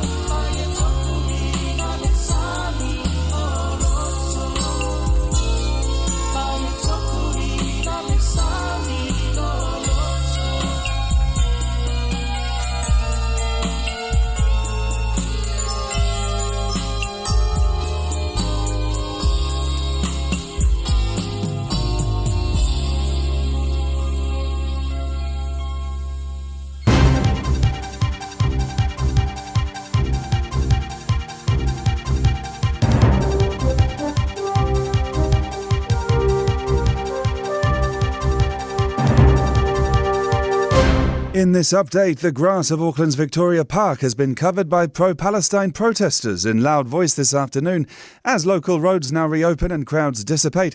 Today's march was originally supposed to take place across the Harbour Bridge, but had to be moved due to strong wind. Instead, it began in Aotea Square. Police estimate about 20,000 people have taken part, but many in the crowd are dispersing as we speak. News Talk ZB's Clara Van Well has been there. There's every kind of ethnicity and age that you can imagine. I've seen babies in prams, people in wheelchairs, older people. It's quite a turnout. Labour MP Carmel Sepuloni has also been there, calling for the government to impose sanctions on Israel. We're really clear on what our ask of the government is. They need to show some courage and actually be a strong voice. A company director who drove into 2 Auckland dog walkers and left them badly injured in a ditch has been sentenced to 200 hours of community work. The 39-year-old's also received a 12-month disqualification from driving, as Kate Rickard reports. A court's heard the man was on a Zoom call and was trying to ring his mother when he hit them in June. In their victim impact statements, one woman says she'll never forget lying there and yelling for help, and she felt this must be what dying is like. The judge slammed the man's claims he thought he'd hit a recycling bin. Formal sentencing was adjourned for reparations to be finalised. Positive signs for the future of renewable energy. Analysis of government installation data by Harrison Solar has found we're on track to generate enough solar energy to power every home in the country within 7 years. Capacity has more than doubled in the past 2 years. Harrison's chief executive, Matt Ward, says people are becoming more comfortable with the technology. But solar is only a part of the equation, alongside other renewables. And briefly, Te Papa Museum's world-renowned Gallipoli exhibition has reopened for the public today, and the exhibit has been closed for upgrades since July. That's news. In sport, Warriors skipper James Fisher-Harris reckons his knowledge of the Penrith Panthers won't count for much. In tonight's NRL playoff game at Mount Smart, the Kiwis prop made the move to New Zealand this year after winning 4 straight premierships in Penrith. I think everyone sort of knows who they are. Even throughout the years, teams would know what they're going to do, and they still did it, you know what I mean? I think we just got to play our best game, you know, and compete. Just worry about ourselves, you know. Kick-off after 6, and an apologetic Springboks number 8, Jasper Wiese, hopes to make amends for his country, beginning with the All Blacks tonight. Wiese was suspended for 4 games after a headbutt against Italy in the July test window. The 29-year-old starts in tonight's Rugby Championship rematch at Sky Stadium. That's sport. I'm Max Toll.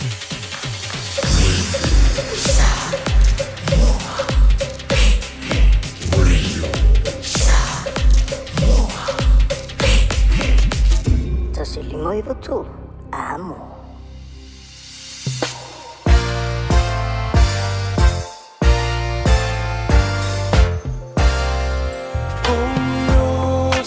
No fotasima yanailo umoenga ueleva ole poto e mama fo ilo ainga wapepe moli to e malulu ole po Rosa ia e alo fatalilau malo Oh Rosa se ia talio ua uanga Telemana oi se tupe ai ia ta o ilo uva Telemana o fo I se nu o se tau sami A emi si a ue sili atu me alunga I se maa A ole tafuna fiu a musa e sae Olo o tu mai pe io ulma o folinga Wa mi sia o ele te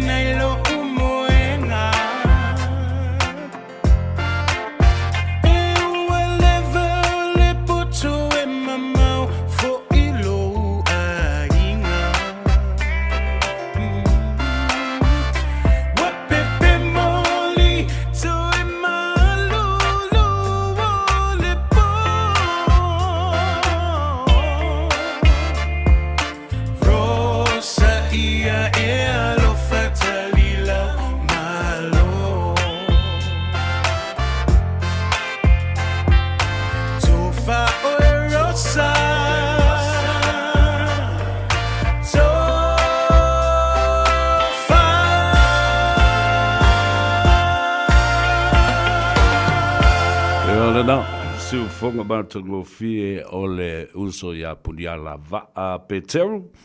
Ha whanofo file bua I foi oe.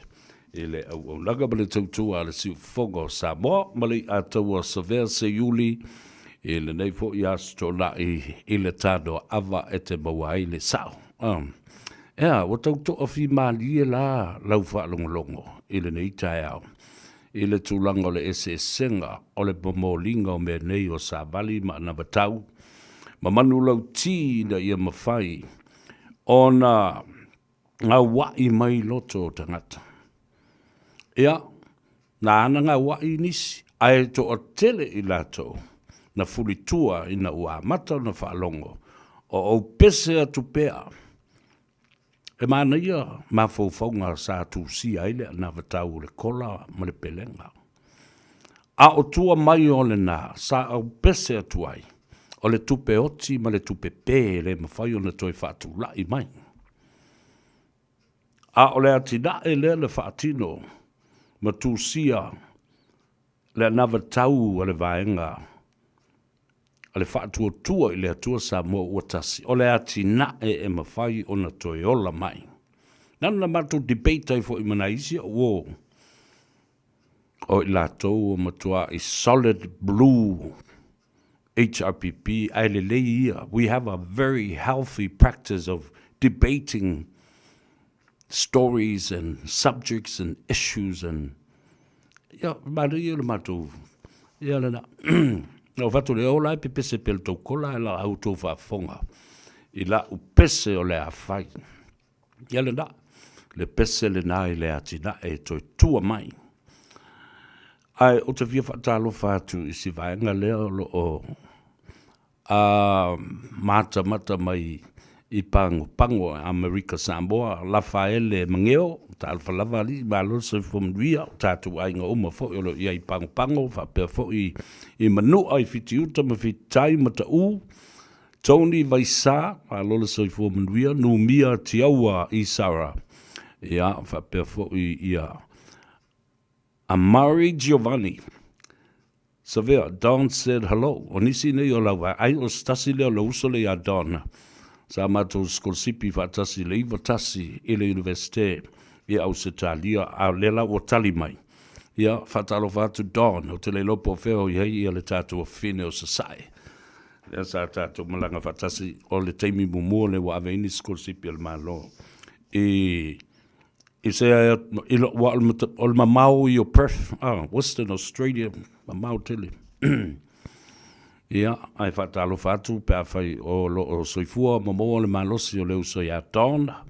E leo, wawai atu whe mai le tala Amari Giovanni Severe. Don says hello. So where is he? Is he in Australia or in Samoa or in the United States?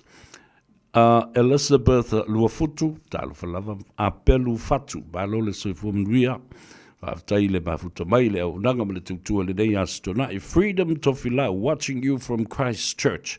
Au tatu yailai kala estete fatalo fatu lo uso. E le sunga ya pesta, tamalangi uunga. Alex Sekona Fido, ya mele faletua, ya mesefo ile uso. Ia leulua I ali I o tumua. Joe Smith malifaletua ia malitotele o tatu ainga o lo o iai I nā I kala stete whapena fo I leuso ia taweu veu. Rex lea vai taulango malole soifua a taweu veu ia whapena fo ia lea fine ia lanuola whamemoelo manuia si o lua ainga ia malitotele o lo o iai ia o tatu uso matua whawhine, ma le tō tele wa whiwhia lava la tau ia le aio keriso. Ia, ma lala I amana nofua ia I o wale o toi whia o ese talu mai ia le tūlanga sa iei le mafui e fo lea ma le mala whanatura. O Freedom Tofilau, watching you from Christchurch, ia, whatalo whatu, Simona Tavita Tuti, talo falava uso, malole se fomria, ia te oe male ainga, o whaatonu ta ele, matamatatu mai Amerika Samoa, ia ua, oi talo whai, ia malole se fomria, whaftaile mafuta mai, o titi mangu I inga, ia olo mai mua mai I nā I le pitanu, o Glen Eden I Aukilani Sifo, ia whapea fōi ia le tamaitai o Mālia ulungia. Alon sai fōmanuia. Jericho Motorway. Whele mele te oi o tamaiti o Lanoni We. Mai oi mo talo whai. Whatalo whatu balole sai fōmanuia. Ua le mōs tātou sota inga maleftalenga a tong Sia Pio Wilson. Lau tuwa watu pe lai tala no mai Samoa. Ia a o ia le nā o le pule o le tātou whale tā vale lo o a ngai fo I le tō tele o le atunuu o Mega Cars e te maua I le telefoni o iwa lua fitu fitu lima valu tasi lua o iwa lua fitu fitu lima valu tasi lua e ama le telefoni le afionga ia tungsia Pio Wilson o lua tasi wha fitu ono lima fa tasi o lua tasi fa fitu ono lima fa tasi fatalo fatu e fo I tautai o le tuasivi tanga loa Eddie Wilson o tasi lea o te fono o le vaenga lea na fatu e le sunga lauli le mali atoa ma le fast le Samoa Export Authority ia sa yese manatu e faise tala noanga maia I le so ia peita iane ia ua le maua ia seava noa fai mai sa vea ua tolu vai aso o lo ele maua sa umalolonga le te le o mea sa fai awa stasi leo te mali ia iei fo ilona to mai maanga vaa as an economist ma o ia lea sa so sori foi ia fatasi ai ba le sunga le papali tele Panoa Tavita Moala, another economist. Ia male tō tele sa lato sosoni le tūsia male tāpena ina o le another tau, le mandu lauti, ale whatutua I le atua Samoa utasi. Ai ono Dr. Ekeroma, ai ono, tasi le nā sa iei le. Ia male tō tele lato uma, e whai mawhauwhaunga ma le lei uma mawhauwhau I lato ia, le u whai tō wha. Le sunga ia le atau atala paunga ia le utu lai me le tofi o le I tu malo vai maunga mua ia whapena foi le ngate le te fono le ua ave nei me palemia e mese foi le fionga ia mulipola ana rosa murio ia tasi foi le nā whaito wha sa ia I le tusia o le tātou o le tofa ia moe wha o Julius a kui. Yo vai o tangata umani, they are certified public accountants. Elo vanga fo ia watu lai mai nei. Ia, ile tātou. Ile tātou vanga whai leo, whatutua le tusa mo watas. I just want to read something that was sent to me by one of a very close dear friend, the sunga ya afa coordinate. For my, ya Mr. Coordinate, for my leo so ya afa, whafteisa vea mo le whasoa, mātango fie, le whaalongo atu. Asa iai se whaia onga sa ia tu ina mai ia tau, se whaupunga e le mawhaio na ngalo ia tau, i le telo tau sanga. Ina ua whaalongo mai, i le sāwalinga, lena watu nei, e tusa male loto te tele, o le whaatuatua i le tusa mo o tasi, ma le lato ono sai, e ui na ua vale whangatia. Ma le tali tonunga ai longa to e ave e se whaatuatuanga, ale atu nuu e toi e fo i mai ai e whaatautai le malo. Wha mai le sunga ia Afro-Coordinate. E tau ia te au i le vaenga lea. Au te mana o e tu whaatu ia te oele ia taua. The way to greatness is through the way of the cross, where fast is at now, is the end result, or it is the outcome of their humble endurance. Tele me whangata na ui mai ai le whatuatua le atua sama o tasi a o le I tū malo i le lua awheluas fulma le tasi. Ai le lātou savalinga lava fo I lātou i le whātou sanga le nā. Sa pē fo linga mai ai, they themselves were their own enemies against each other. O lātou lava sa ave ma fili ya I lātou lava. Whatasi ai male, whasosori mai ele si tu o le fili. Na lau lua I loa ma isi. And then it caused a crack. Ya, ma whape nai, lava na wālefonga tia, ma vai lua I nai le pati whau whai. Ai, olo o amai le whaswhai tau lea. O le awala I le manu malo. O le awala lea e ui atu le koluse. Mai o le taunu unga fo I lea o iai le whaatutua I le atua Samoa ua tas. O le manu malo. Ona. O le lātou whaatutua ma lava papale ma on sai I mea ti ngā. Endurance. And humbleness. Whaatasi ai ma le loto maulalo. Iene na, tāua tele I o le nā vaenga. I lau fo I la tilo lava. I mean, this is my assessment and my own analysis. Pai tango nei I whaatu stusa. La unga o saunoanga. Male au, na iloa la ia leo le au whaito wha. Because I'm very good at that. You know, to analyze people when they speak. I nā tau pēa o na tau tala pe saunoa pe tulei. Ia tangata. E wawe tele la uwha masino. Ile tu ai ngā tangata malana kiliva. Ona o loa I le fo I la elea po lantua ngā wa ai ma faufaunga lai I tangata ia.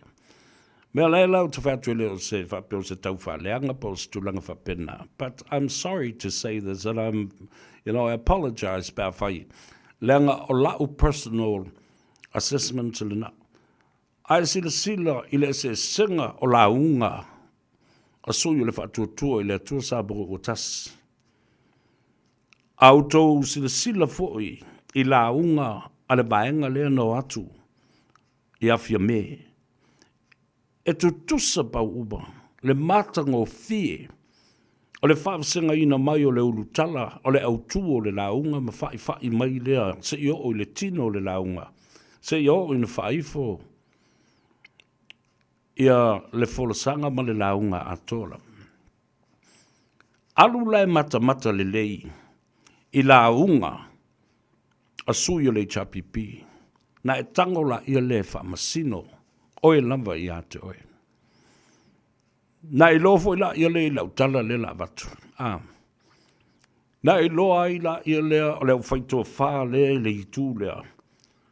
Whatasi ai ma le ano whale o le autu o le lātou launga ma le lātou savali e momoli. O nai whalonga fo la ia lea. Ia whailai o lau whaiunga. A leo o whai atu I ate oe. E le taitai fo I tutusa. Pea o na ki liva le vaenga lea. O le whatutua le tusa mo o tasi ma o lātou whaipule pea o tutulai. O le upu moni le upu le nā. O le au whaamisinonga le nā. A le a tau o sa vea. Nanga o le tangata whai upu. E malamalama I upu. E whatu upu. Ma mawhauwhaunga e momori ai. Ma upu e momori ai ni mawhauwhaunga. Ona e lola ia le se senga te lea. Te lea le se senga ma o se a o onga ta ua lea na whai fo I e le sunga le lau le te whona a o le a vea ma Parliamentary. I le whaataua ina o le tātou ngana. O le vaonga ngana. O le utu ngā ngana. Ma le utu ngā vanga. Le mea lea na whiwa I le lātou road show ma ngā I e whai a lātou whaalawi loa. E se senga le nā. Ai whaalongo I launga a sui a le maute e tulou o tautaulangi pa ia ma mamalu. E te iloa I nā. Le whatustusa o le mamafa o le ano whale e sauno I le vanga la auli. Ma le toa ngā tautale e sauno I tangata ia. O I nā, e te whamasino ai, ia I la tau o lo o mai e momoli le savali pe whape I ni tu ai ngā ngā o tangata nei ai a tautala mai limon, whamaya. O siampini uma, tangata whai longa uma I a I la tau. Ma o le ala foi nai ala ia na le ona le atangia mai ai se loto maulalo tangata. Ia. Alala le me le tau sila ia. Siampini o whamai o la na o tangata whai longa ma whai ngaluenga le lei o le malola I o ata mamai. Ai ai, la me le utupu nei. Dan me le utupu. It all comes down to how the message was delivered. And who were those messengers? Oi ia no e momori le savali. A o a metotia na whaonga momori e le savali. Ia le na, ta ua I o le mea le na, te no whao e mai, no wha vape. O le sona le mea lea o te avatua. O se whateita inga e te tau o na liu I le tō wha ma le whaututanga I nisi vaenga whai ma nisi la tō te fia o le tofi lea. O le mau te whono ma le Parliamentary e te le ta alo iai. Le wha oi loa tua. Ia nisi o ni whaipule na o mai I tonu lea lava tātou te wa ai whape a nei wa o uinai le mawhau ma o uinai le ngangana. Ma o mai ei se mea lelei ma se mea fau e loa ai fatu se launga ma fai se fola saga. Ia. Nisi o ta ilua se fulu tau sanga I tono le mauta. A lea tala no mai o le tala no le tamai titi tu lou le mauta ma le Parliamentary o Samoa. Ia. Te le tau fai atu. Aniva Niko, talo falava balo le soifumduia. Matamatatu mai fea. I Rouse Hill, so where is Rouse Hill? Is it in Australia or in alo ti talatau, taloflava? Yeah. Oilea, talofa, aniva. O tofanga Leslie Kilifi. Where are you watching from? Papakura. Alo, that's it for me. Mantuala. Sa utalanoa tu le poa na poa. E winga I mafo fong. Now that Samoa has the capacity, and we don't know if we don't try it out. Le mata upu lea, na ave ese mai ai le fionga I le tamaitaibi, palemia, o le malo tau ave le tofinga. O le minsta o tupe mai le fionga muli pola ana rosa muli o ale. Na vese ono o tala mali poti ia na fa lena a mai fa pia I know I Hong Kong sai ni lea sai ni fo lea o si angele mele ai ta uai e fa pia o le tau mo fainga lea a le vaenga lea e au fiai ma le sunga lauli al mali atoa ina ia le stala Samoa i le mata upu lea a saina po o Japani po o Hong Kong o le stock exchange market. O le marketi lea. E ave uma i lunga company and services. Companies and services and also. O i e whai ei tau o whonga. O tau o whonga o le whaatauina o ni sea. E ave ai oe o se tangata e ai lau so tanga ma lau pi tanga o lau investment le ua whaatau aini au shares mai se company lawi loa. A well-known entity, an international company that is registered with the stock exchange market with international interest in terms of buying and selling shares. La mele ma whai sa mo na whai le mele. Because we don't have the capacity to facilitate and to handle the pressure. Pressure from what? Pressure from not doing it. Ole nofo ai lava. Whela o iele Samoa la e luma. Tali tonu mai Samoa. Ile tula I mai. Ole fionga I le palemia ma le sui palemia. Ile mata upu lea. Au te loa, ele lope o atu ile whai ungo le tausanga le neipe a mata le tausanga fau o a mata o na ata mai ata o tau le lei. Ile ma whai lea o na le stala Samoa, ile stock market exchanger ale la lorangi. E au iai tangata e ata mamai. E o mai atunu uia. E o mai e whati tai ma whaa o a o ia Samoa ma na tama whanau le whati noina. O le whaataunga o shares ma company mai lunga le maketi lea whaavao malo. E wawai umai, stock exchange in Hong Kong is the same as the connection with the stock exchange market in New York and in Europe. E se wawaila I le tau o te leoni mea. Awa o le mea tonu lea e te tau na ngā I ai le fionga I le pale mia fau. Ma le sui pale mia, le minstau tupe, le kapeneta. A ngā I awala e sa ili ai tupe fau. A new way of making new revenue. New income, new money, new thinking, new way of doing things. And I'm sure the stock exchange market will be established in Samoa. You know, tōro I lunga ma le tātou whalele, Samoa Airways na le whatau mai shares a isi tangata. A lele o ave se le tala whamau lauli. Ia mai le tonu a watulu tai lima. Whai tangata o mai a watulan lima se lau. Sau mai lau lima se lau. Nobody wants your $500. Fool. No. E whātao to mai le malo. I tangata lana. Joint venture with the public if they want. A ili pai mawilu kain. Alo su se me te wharika avale a fo ye. Ave lau lima se lau ka ra shares ngā le li o ka ngaka.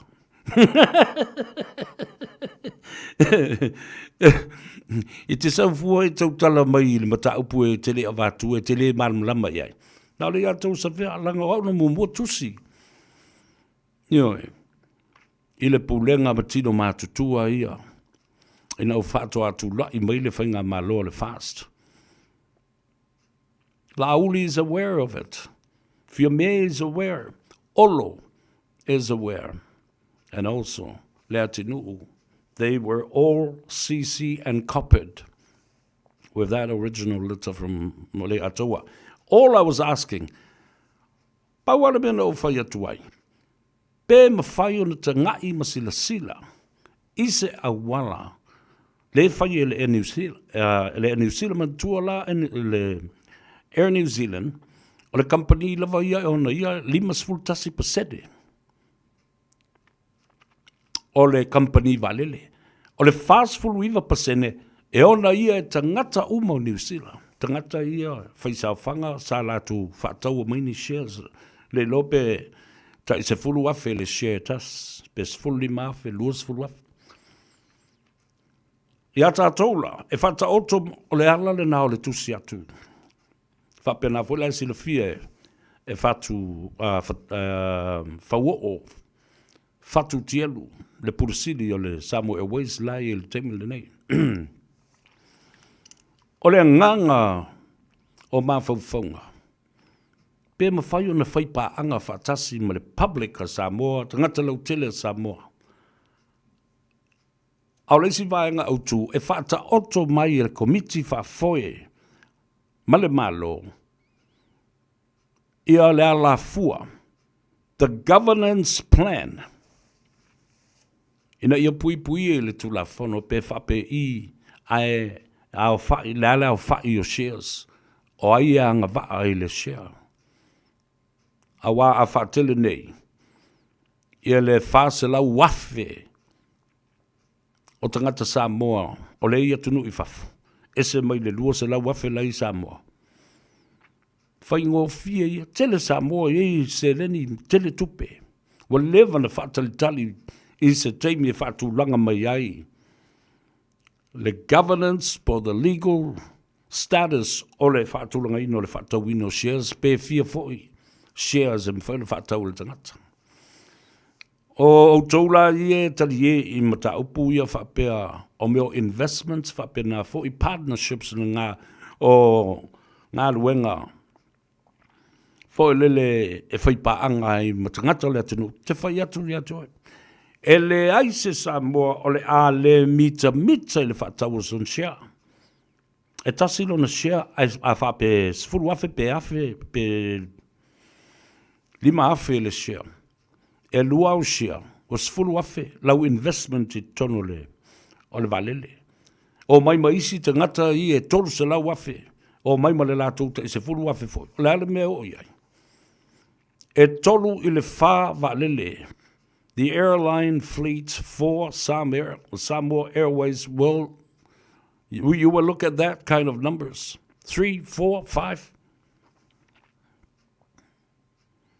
You know, o mafau faungana. You know, if I had to lo mele, kaliye mai si la warila. If I had to mafau faung, kaliye mai. Wane, o le toi ese se ata batalie, na le tu tino ma vau kingo ma le loa, whakangisi ange I, whakangisi ange O, palalau vale ane I le palalau vale ane O, whe e ane I, na le o loa le fuale. Al sunga lauri la tau ia ma whaatalitali, le taimi, o le whaatautonga. Ya, ta ua le nā mo le sila fia. E fiu, pe ono whamatala ia tūtō. Fiu e langa mai, e o e whai whamasidonga, muri le ama, pamla wha, e le malama. O bano whai atu. A ua mai le malelenga, wa atoa le whai numera. O le atatau na whai. Danga o le vai aso le nei e uma I ai le 12 miliona lena wha I o mai le tasi tese ma le lua biliona tā la o le 5% na. E whaatino I ngā ruenga ale malo I le taimi lea ta ape ai le whono. Wa le whaatutua ina ua le pasi le tala o le tupe. Talo whaatu titi mangu, ia whapea fo I Malia ulungia. Watching you from Las Vegas, talo whae. A oi lisi lea, whamai, oi o Jericho, whamai, le matamatatu mātou I lalo ni we, ia o lalo ni we, ia o le malai mana mauta e whio ai le whionga. E le asi leu lua I ali I, o le aona e ale mali e toa tau le papa. Aniva, talawhalawa o tō whanga, Leslie, alo le soifumuru, we're watching you from Babakura. Ia whapea fōi ia le sunga tulma whono, langa langa, alo.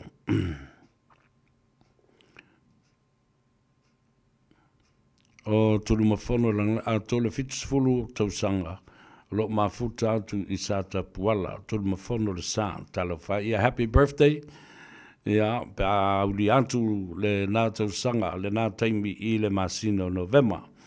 Fōlinga sai whaloi, Talawhalawa Junior, Tapu Manea, watching you from Melbourne, Australia, Severe. O fōlinga, o le matamata atu mātou I nei I Brisbane, I awa talawhatu I tātou ainga atoa I Brisbane. Mareko Waifale, whawhonga la tātou le mea nā, nāwe ese ai ia le tofinga, o le teu tupe ia pa o le tofinga o le minstau tupe a le fionga ia Mulipola. When they came back from Hong Kong with rumors that Mulipola and Lauli le Maliator signed or registered Samoa as a country that will have interest in the stock exchange market. Yeah, mai ni fa malolo. Oh. Le o tātou tilo iai. Wao ngā mea tupu. Ta whewhe le taimi. Awa a tātou le whaia. Ele mwhain whai. A tātou le whate tai iai o na whatino. Ona mai maula ia leo le taimi e tala noa. Ima whaalu I fūra sa vili I lea matua I ngam tau. A leo tātou I loa le lei. A tātou le tango I whai. Tātou te lei loa fōi. Po le ase tau nunga o le asona le lei mo I tātou. But with my positive thinking, Samoa will be blessed. And Samoa will do fine with the stock market exchange. Tele foi business lei torio. Whatever na fio lunga stock exchange market.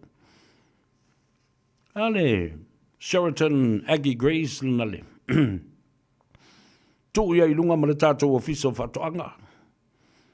Whaiwai shares o isi tangata Samoa I tono o tātou company tu ma oti le malo.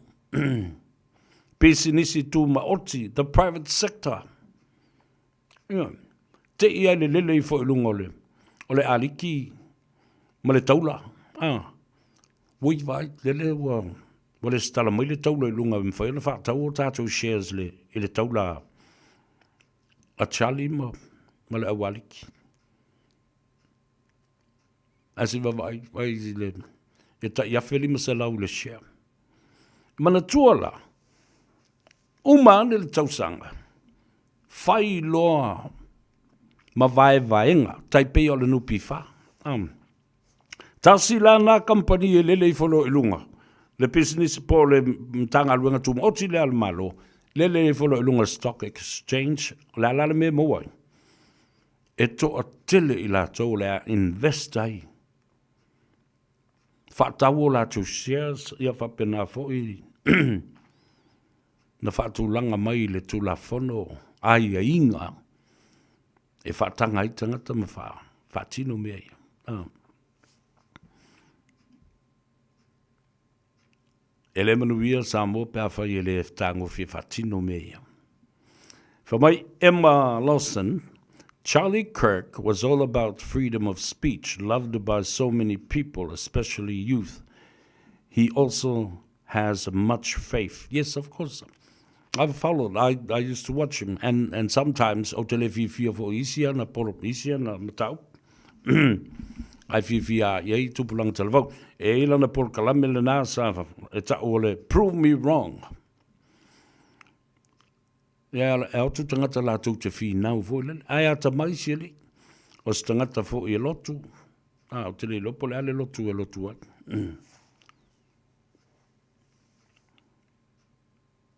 a ole tangata fo le na whaapa ina le whana mau ti ai ia sta mo Charles Kirk o tangata lotu fo e tau ana I loa Jane le Emma Jane Lawson le lotu ia le ka malonga nga whaia le wha mai ia Lise Tamasese alo whatu mo oile atu Savea mai li ai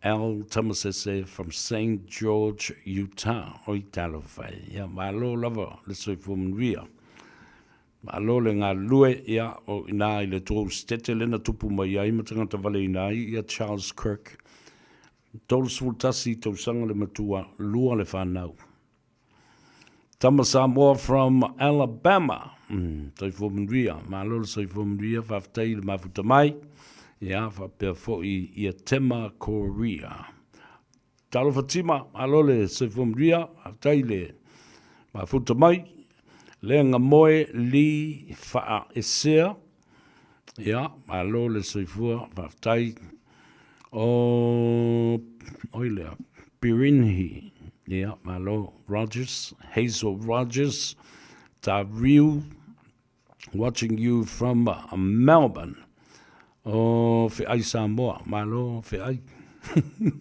malo Whiai o Sinalei Brown, talo for love from Pango, all our friends and fans in Pango, American Samoa, we say talo for love to you, to the le motu of Afifianga. Yeah, o Michael Caroline, o Michelle, talo for Michelle, Caroline follow mai to from Samoa. Alole, soifua, malo fole ngadu le nei anso. Whamai Ioane Polonte Vau, Matole Matamatatu, Utah, West Valley. That's exactly where Charles Kirk was shot on Wednesday. No whanga tōnu ale le whamai ai. Nicolau Lesa, watching you, Seville, from Adelaide. Talofai. Alfred Schuster, watching you from Anchorage in Alaska. Talofalava Malo. I'm not sure if this was Alfred Schuster that I went to school with. Same class in at Samoa College. Yeah, talofatu malo. Ofeira utuone, alole ngā lui malo foile. Le fa malosi ai basi o le aso tola I le aso I malo lo le foi ma tatu o tamu mo tatu peselia. Ya me se tatu tātou whasisilanga awa ia le tātou tupe maua. Oi, si o toi tango tuai le mele e le whasa onga leo o lo au mai I le... Okay. I le whionga na whai mano Alan Starr Slay. O le ngalo whamanatu ia te oe. Alu lunga le Facebook page le tātou Moana Rental. Mana tua le whaatino al te mili nei le lātou tau o whonga. O le tenders process. E te wawa ai I atana I lunga le Facebook page a le Moana Rentals. O lanu o ta avale ia o tausanga o ta avale ia e whaangata nei le aso sfumale iwa se te mona luna winga le aso whareile le vas fong. Ia o le si mea tāua le nā, tāua na si le fia, o le alu le tātou special. Le special le nā, le Pacific Easy Money Transfer, lima tā la e lafo ai lau tupe. E mawhai fo ina e tango e download I le tātou app. Le Pacific Easy Mobile App, download mawha ngā I lau telefoni whaavea I so se teimi. Whasau e fo I le teimi o te malanga I le officer, po le alu le agent, whasau fo le teimi masife ai le pensini le vere whairuai. o ni ngalo ia te na fa ngale tatou e na o le lima tala le tongi tatou telefoni masani au kilani o le lua fituono fituiva fitufa lua fituono fituiva fitufa po le tatou telefoni o le lua fituono fituiva valufa lua fituono fituiva valufa ia ma le tatou telefoni o le numero o valusalau ele se tongi o valusalau o malea katali la ele se o valusalau o tasi o nono o valusalau 0800 000166 ai pe o numero na le telefoni le ofisa pe a fia marmala matili o le lua fitu ono fitu iva fitu fa tua alulunga o le Facebook page Moana Rentals ia mana ta vale la o lo fatu tu ia po lo fai ele tau fonga i tu tonu o le tatou tunu o Samoa on la tatou mul malolonga o mai lo fai tatou story i a singa i tu malola o lo fatino nei na umalo le a singa ale tu malo nga ngai fu monga numero mua o lo i tu malo na lea a fi ai na o le lua lava nu o le matou i tu malo nga ngai fu monga a mata tu ai i le nga ngai fu monga a to lava i tu malo e tolu mai sa fotu mamanase se ia pa ia i le me iai ia le sapestam so alo se ia o antu o ia opo se ia tau atu lava i sasina i le malai whinia. Ala tātou ua tā ia tātou musika ia whatasi ma tātou whaasilasilanga ia a wālawa fo i ngā ruenga ma au nanga ese i le tātou atunu i New Zealand nei. Patalo whai a Sefo Nicolau mai watching you from Manurewa. Ia whapena fo i le tamaitai Caroline Lima. Malo li le soifu manuia. Timu ia pai tele mai Deputy Prime Minister Mulipola Anurosa. I am so excited for her. Well done. You will do great things. Of course, timu ia i pai tele. La tal pesile.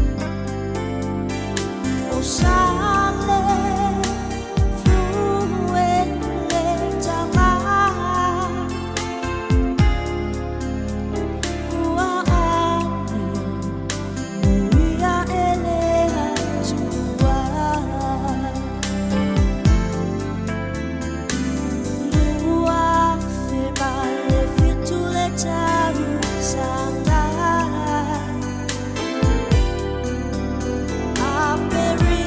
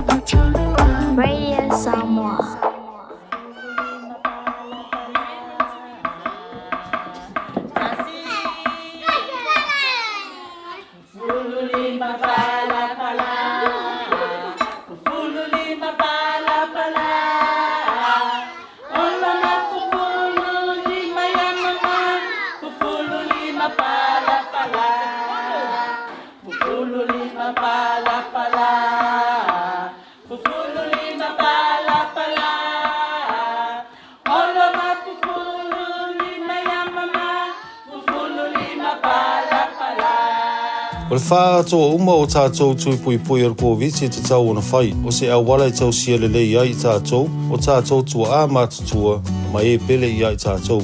E pipisi le kōwiti le wau tangata, lea e ono a whai na ai i tātou uma i au wala ese ese.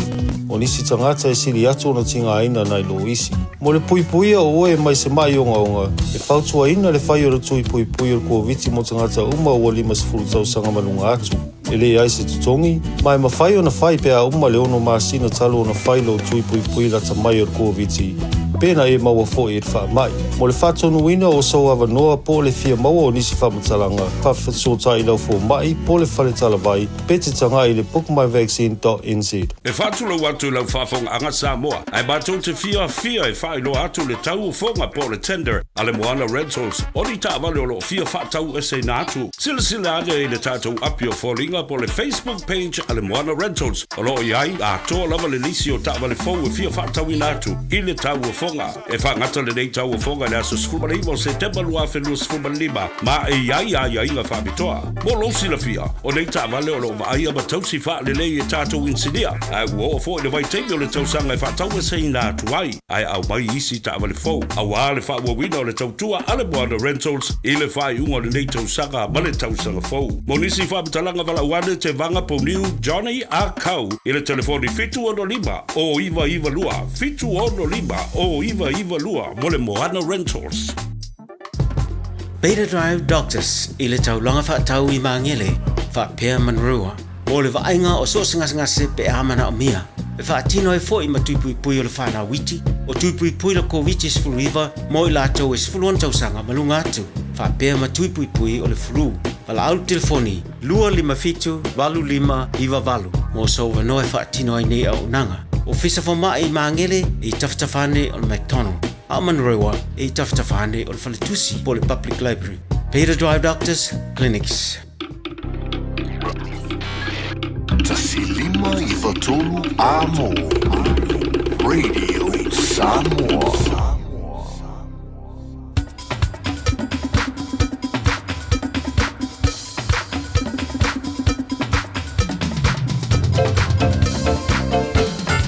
Vai mai na tanga e lotina, e vai mo atu I le tama. Na, o te mana o ya oe. Ina ua o atu le tala, I le tama matasawa. Na, o te mana o ya oe. O pai ai nei mai mawainga, te le fia kengi le tama.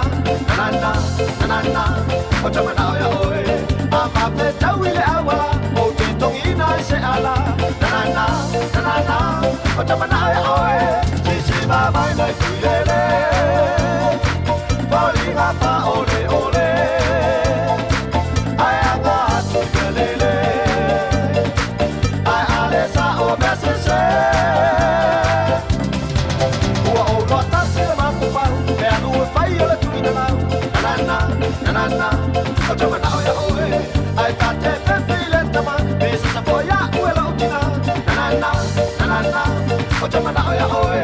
Ai lo ate po I le batanga, e pasi ai a ua le aunga. Na, o te mana o ya oe.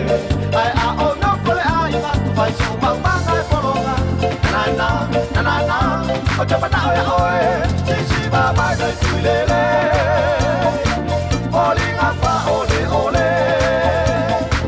Ai anga atu I melele, ai alesa o mesese.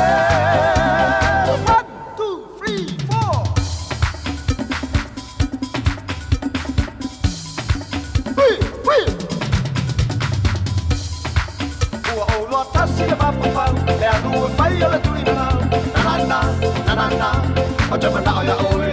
Ai tate pepe le tama, e sa sapoia ue lautina. Na, o te mana o ya oe. Ai lo ate po I e matanga, e pasi ai a ua le aunga. Na, o te mana o ya oe. Ai a o no kole a inga, fai so manga e polonga. Na, o te mana o ya oe. Sisi ma vai dai tuilele, polinga pa ole. Ai anga atu kelele, ai alesa o besese. Ali, na,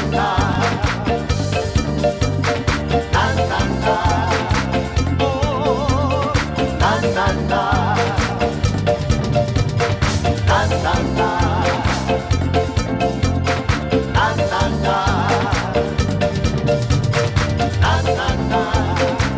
Ia le da, e whai mawhai le pese masiva a ea.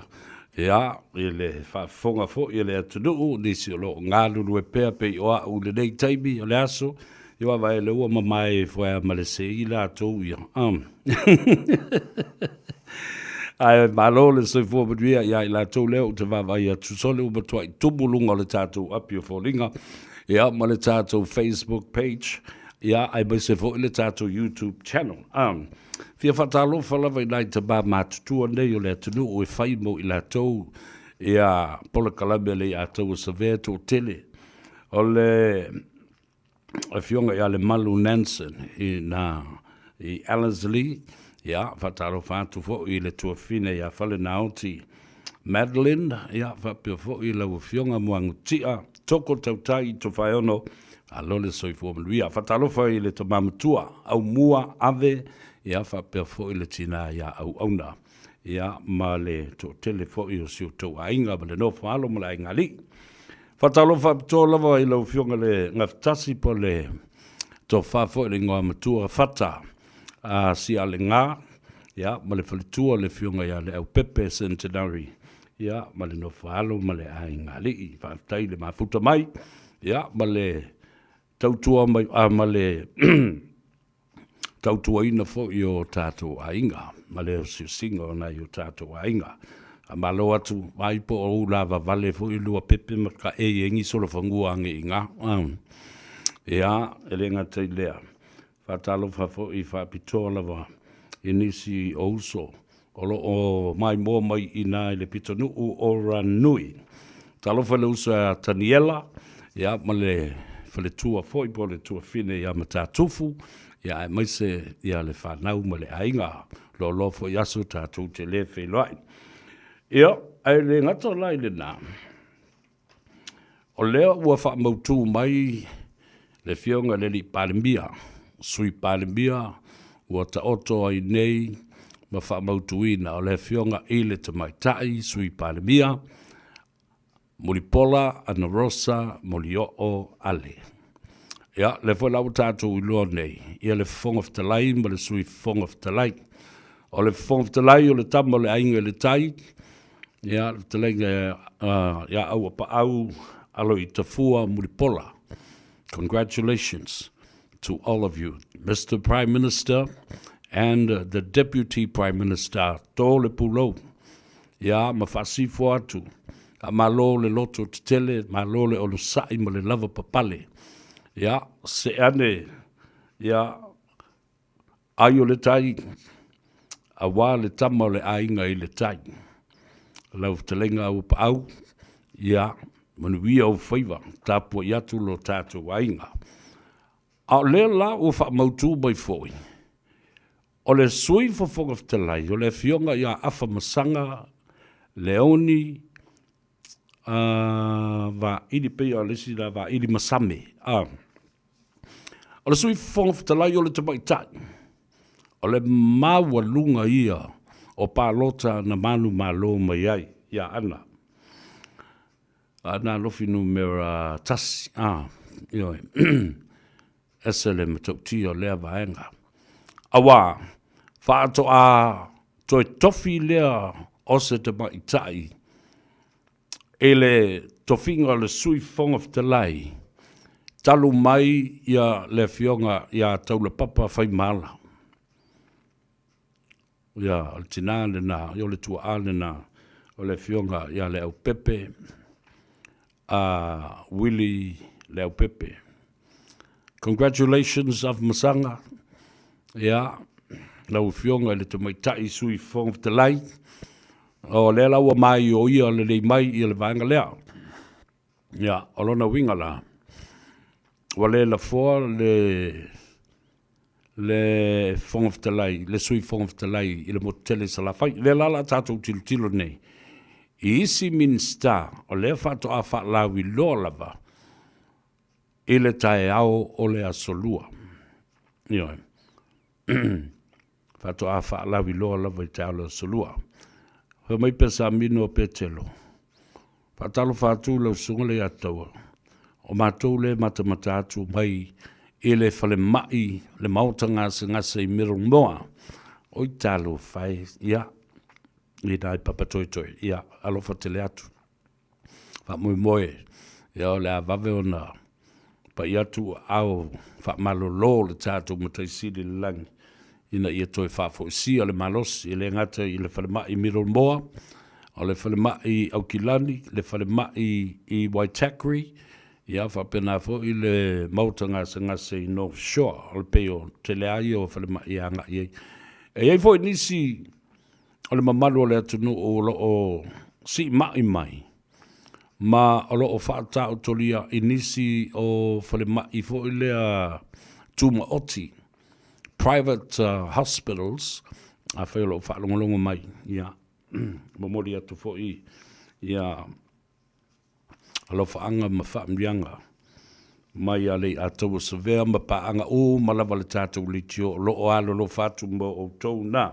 A talo whai lau sunga le pali tele, teito, ma inga valu, ia me se vole tamo peko, le tua fine ia fono, ia ma le tamaitai o Olivia, ia mautou umalawa le tua fine fo ia to.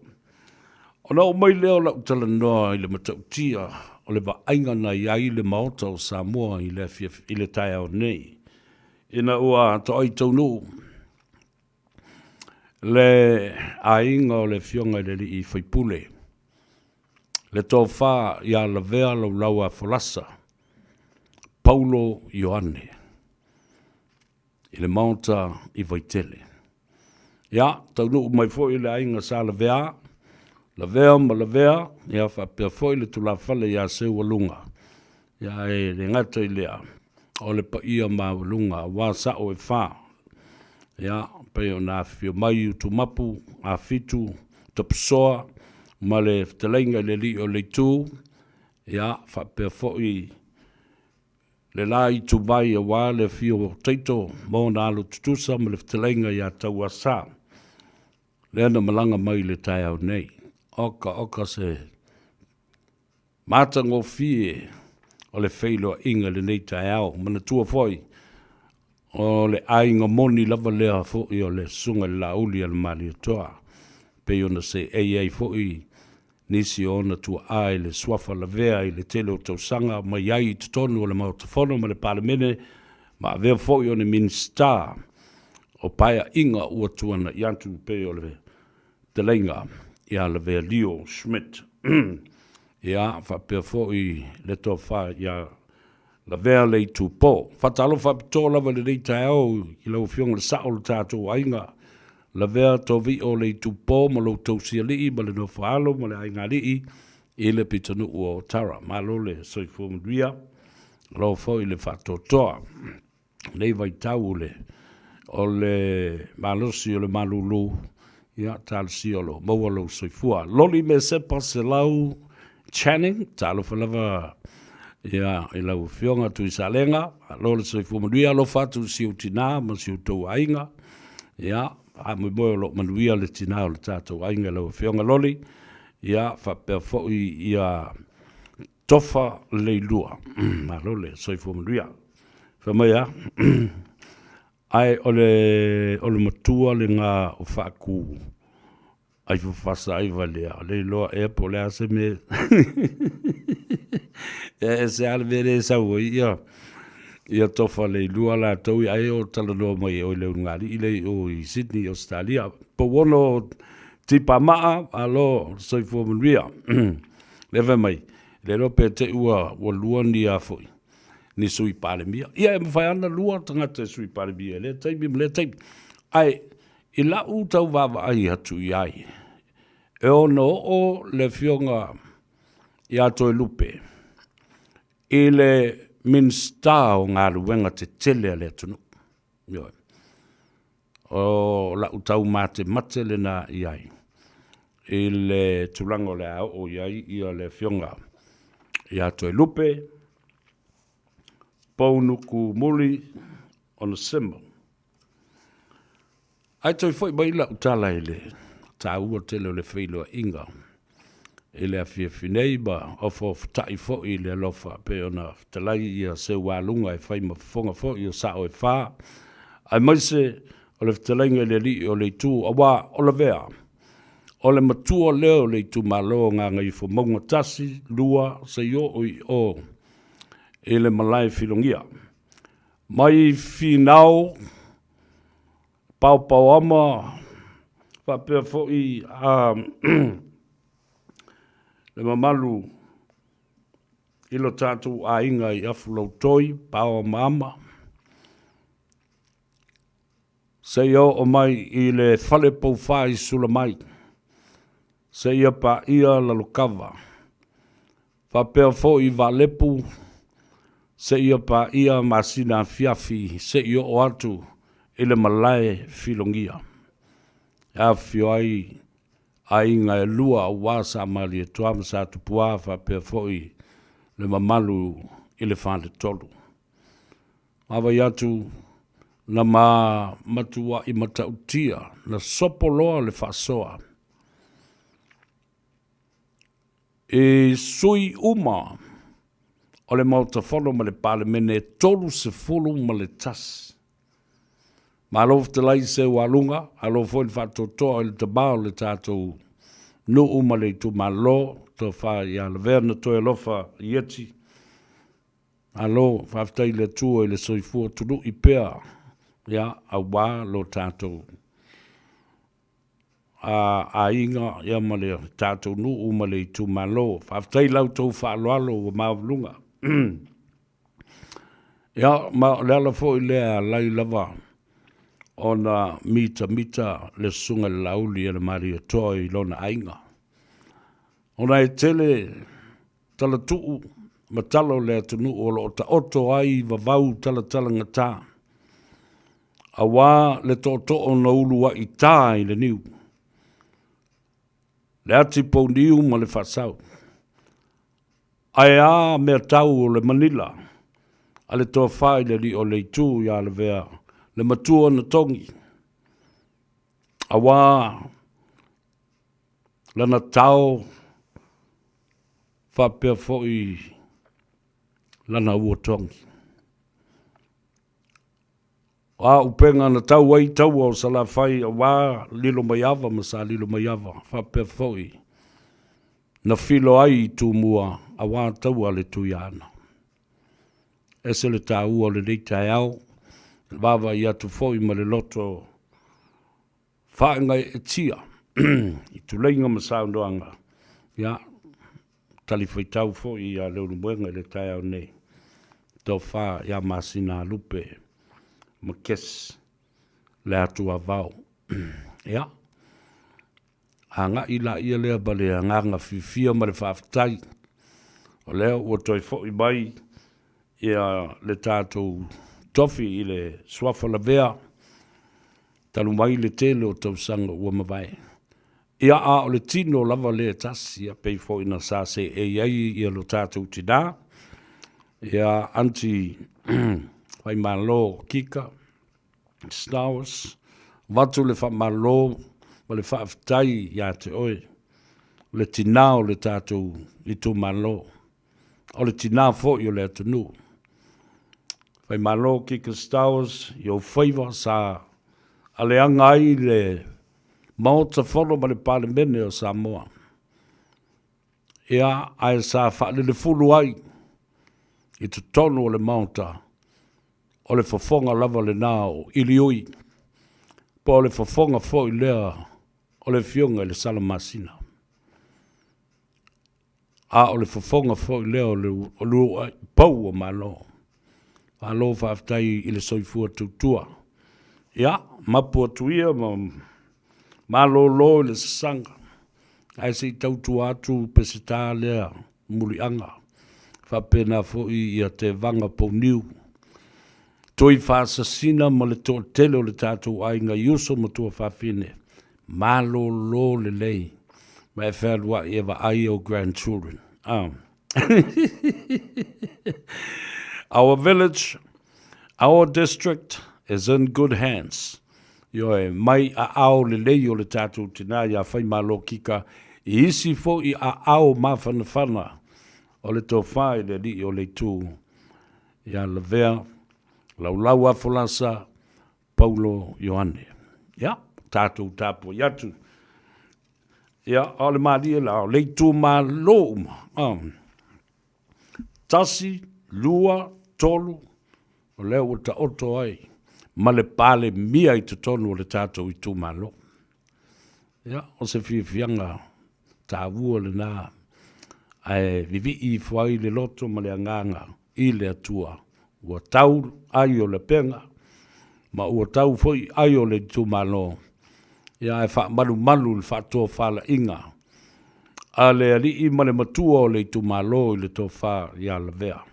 O upo le tū malo lea, a onge tō wha le tū malo, e utu vai I whinao, le whale pou wha I sula mai. I le mea, e a lana ta I ai le tō wha I le li I o le tū.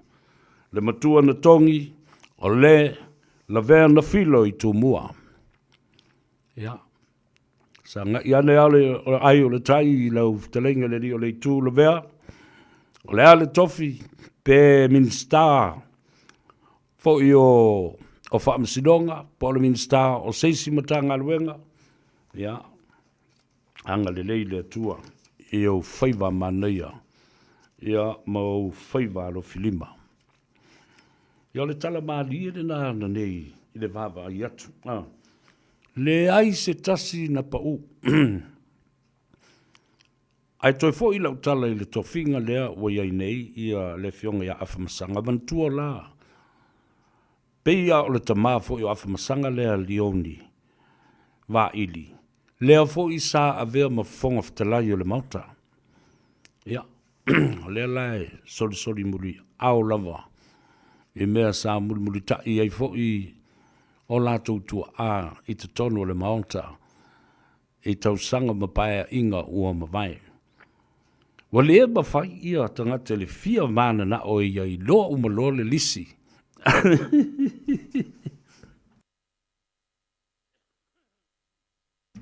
Ai peia no whai atu. Ia ono sai. Po wono tipa maa. Mamai peia le rope te ua lua ni tofi o le minsta. Ai, au te tali tonu lava. E te taua ona iai se tofi minsta. Po le sui minsta o le fionga.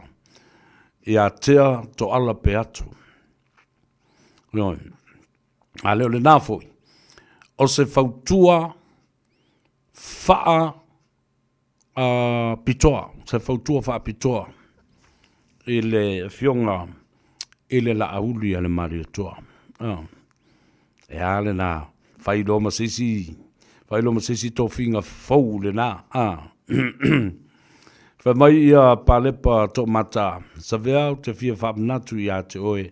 E whaaya ina e le atua. Tangata loto mau lalo iona luma. Ia e sa ole le i le se. Fatalo fatu Yosefo. Fapefo Caroline Tuala is watching with you. Louis Kunwa you. Ia fatalo fatu i le au whainga luenga a toa lava le TikTok. Tikol I Henderson. Alo le soifumduia malofo I ale ngā lulue. O le sunga ia semi pohine, talo falava maloli le soifumduia, whaftai le mafuta mai, ia whapea foi o tu la leota talo fauso malole soifumduia, watching you from Kailua, aloha to you in Kona, talo fai. Ia, po whelawā ngā fo nebe o tātou wheiloa iai. O le teine sa vai ni wholoa I sa la whai, tālo whalawa I o tātou ainga I whalima, mana iafu. Lisa Sorman, tālo whamalo soifua, watching you from Queensland, Australia. Okay, nelei. Lela wa mai a mai ia a singa I tu malo nei o salenga, nganga I whomaunga, o sanga ngatasi, sanga ngalua. O lau tu silsale mele whate iai, fo ilele langona. Mai ele te tele. Na whapea. Ele, uma, le alofa sa saa, ma le anga le leio le atu, no uma I tuma lo uma. Ile anga I atu le, momori atu, ia mea. O tau mafa, o tupe, o palapala malo, O le ie pa ia le atunu. O le tonga mamalu o le atunu. Oka. Aia e maise. O le fatua o matu whaalau iloa. Fia se lau wafe tupe na adua. I le vāno nofo lava, ma le vā tutu i nao le atunu. O le whanau lava le tupe. Le anga le leo tangata ma le lofa tu lai. Le ao ma fola. Ua fofola 5 i tangata. Le anga whape nā le tama leo. Le sunga lau li tulau o na taulangi. O semi pohine. Whemai, o lea au te matamata atu I nei. Lisi pito lea. O Western Australia. O Kalgoorlie.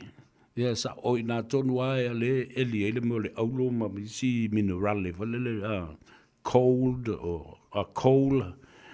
Ja, o le koale. Ta ua whaftai ali I pohine le mafuta mai le au nanga ma le tutua. Urima, aloli le soifo manuia le weekend I te oe. Ja, whapefo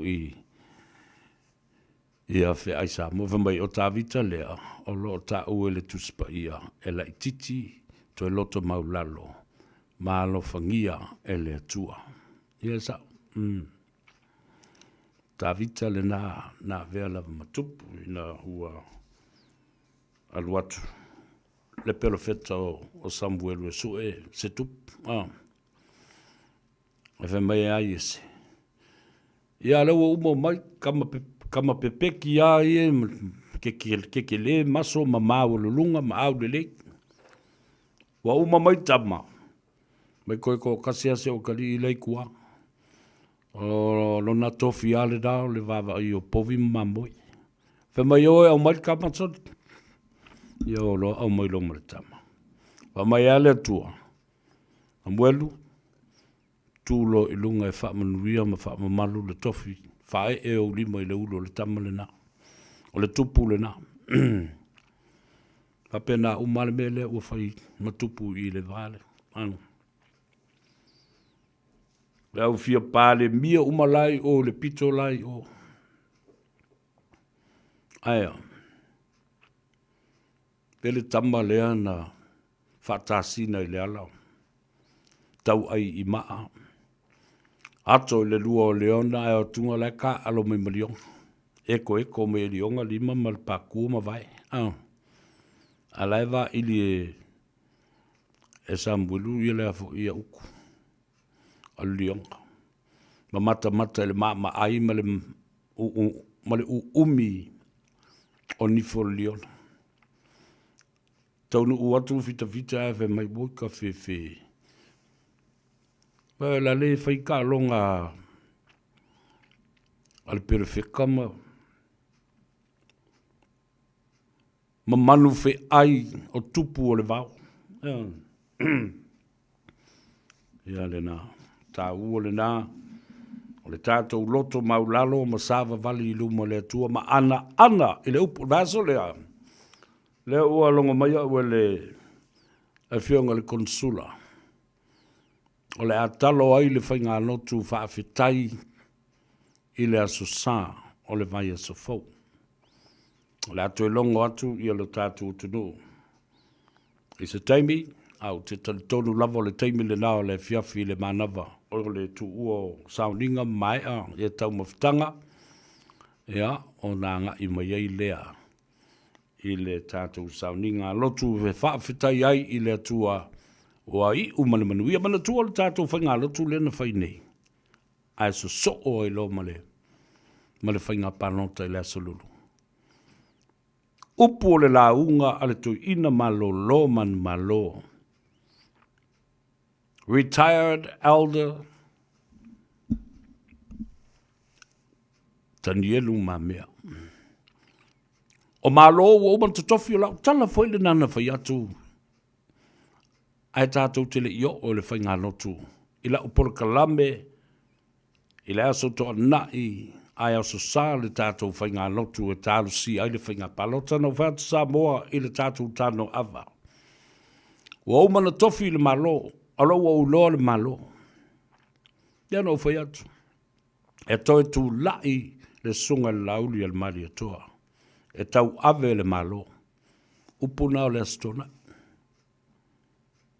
Wa umana to tofi le malo na pau le process le la tato wone iai. O leo mai o tangata iai le pule fatino le palota. Sa au fai atu foi. E silia i le tolu se fulu, a le tolu e tolu fa. Ia, lena to e o e se mai isi. A lena a bang o nala umate. I le tele o nufo le amanu malo ai. Ia le fatuatua i le tua Samoa watas. Tātou te o lavala. Tātou te whai bea fia. Pole ale vevesi mai o lisi vaenga. To ale le tai lo umafo fau malo loto. Na o iloa le lei, le taunu unga o le ao o iai le mea nea, ele manuia mo le situ. Au tau whaafonga iai, pe o na o tō lau, te tasi vaenga, o meo anava tau. Mea lava ia o anava tau. O mafau faunga nei. Ma le lei loa e la wali ia no mai malalato matao pua tua, patatua, e iai tua o patatua o menei. Ia, le nala. Le nala. Wow, o iai. Mai e leo se tūlanga e te tau na whanono ai le laitu. E ala na whanonoa. Ona o lo lato manatu whape se sel tangata leo ua palemia. Mai le te tau na o le tangata lea i le tofi palemia. Ia. Ona sa ia o tō loto. E fiu lava e nā tia. Ma te ena le tangata ua whaau uina ma wala au uina. I le fina ngalo le atua. E le mawhai lava. Ia, a la e tali tonu. O la tau fui e tali tonu i le tuspa ia ma le atua ma o onga whakerisiana. Ai se a lava. O le a tau ave ai pēr le nā. Pēr lau whai atu la batanga. Tau ave ai pēr le nā vaenga i whai ma whao so mai. Wha ma puna mai, wha ma ite mai. Ma le fia fia. A wha no noa ma wha sia ma a le tangata. Ona o ono lo lea. A o ono le tangata. E a linga. Ia waua. E tai atu le ua e alu ngā i le whai ai. O nā leo. Ia nā alu ia te ua pā se waua.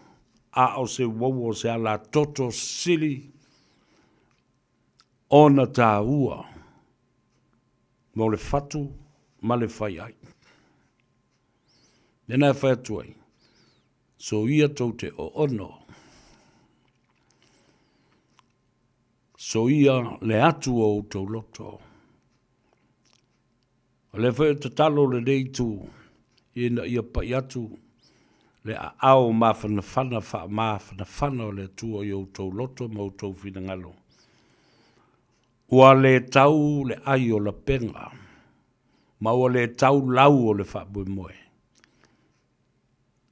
Sa au tau na nau i ai. A whai ele eise si ua wha mawhana whana atu i a te o tau. Ai na o le tutu pēr o le afi.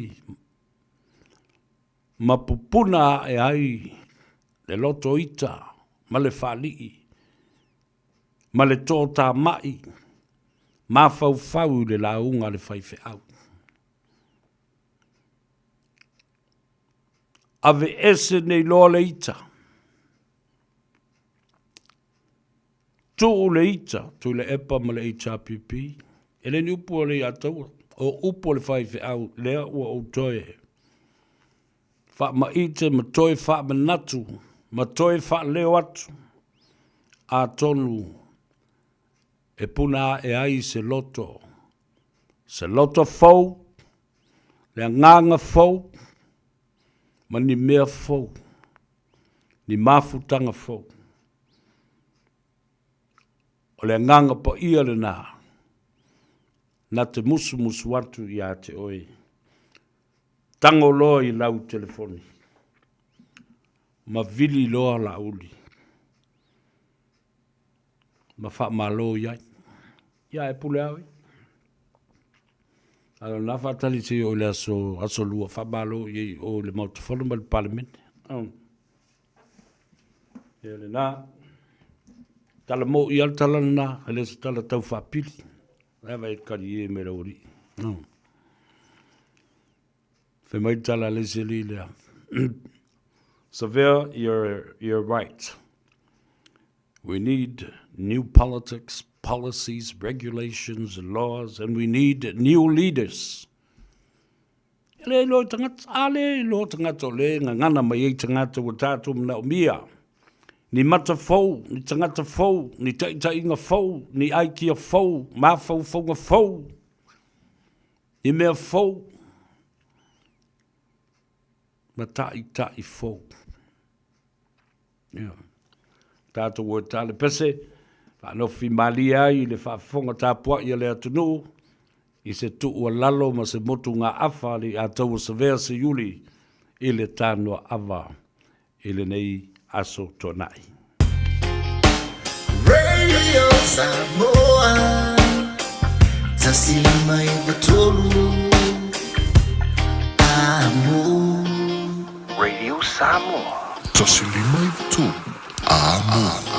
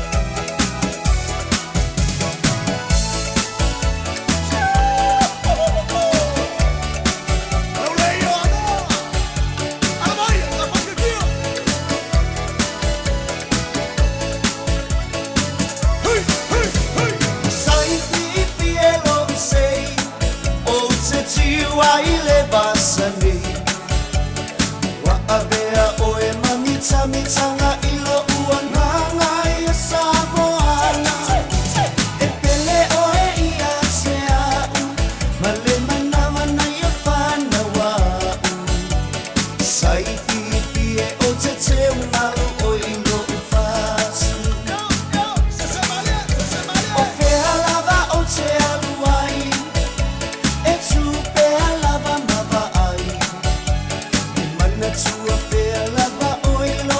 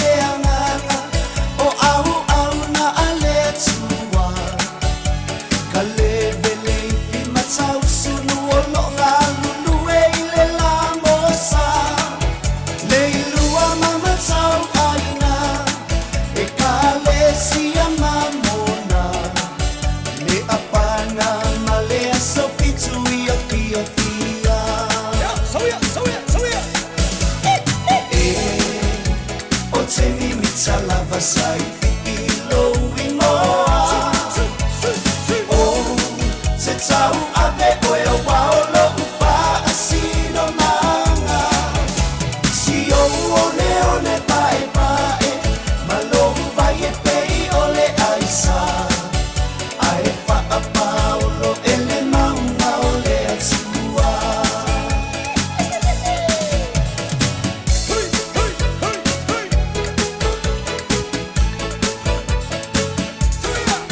Sai piti o ualo pana Mo o ele mana mea Sama pana uso o se tu o le lalo Lanyo e lango na ina O lau tau tu o la valena Itale ni maso o se matata Io fa amanu ia lea tu o to mamana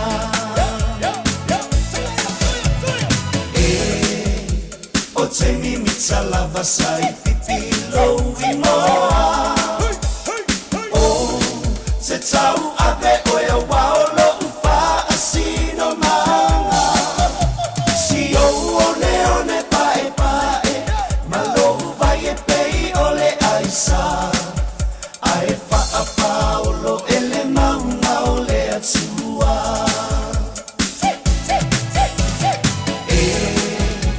O te mimi talava sai ilo imoa O te tau ave oe o waolo upa asino manga Si o one pae pae Malohu vai e pei ole aisa Ae wha paolo ele maunga ole atua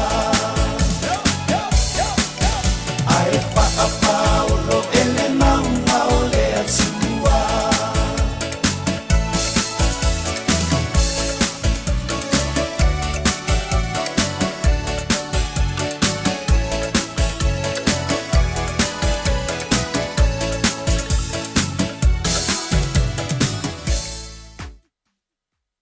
Ia le na, whawhiwhianga mai le sunga a sive wa le si mai le whasale anga nu mera wha. Lena sau nei a la u vea ma tūtū mai malena whaspepa. Whaktola whekea le minga whasipepa.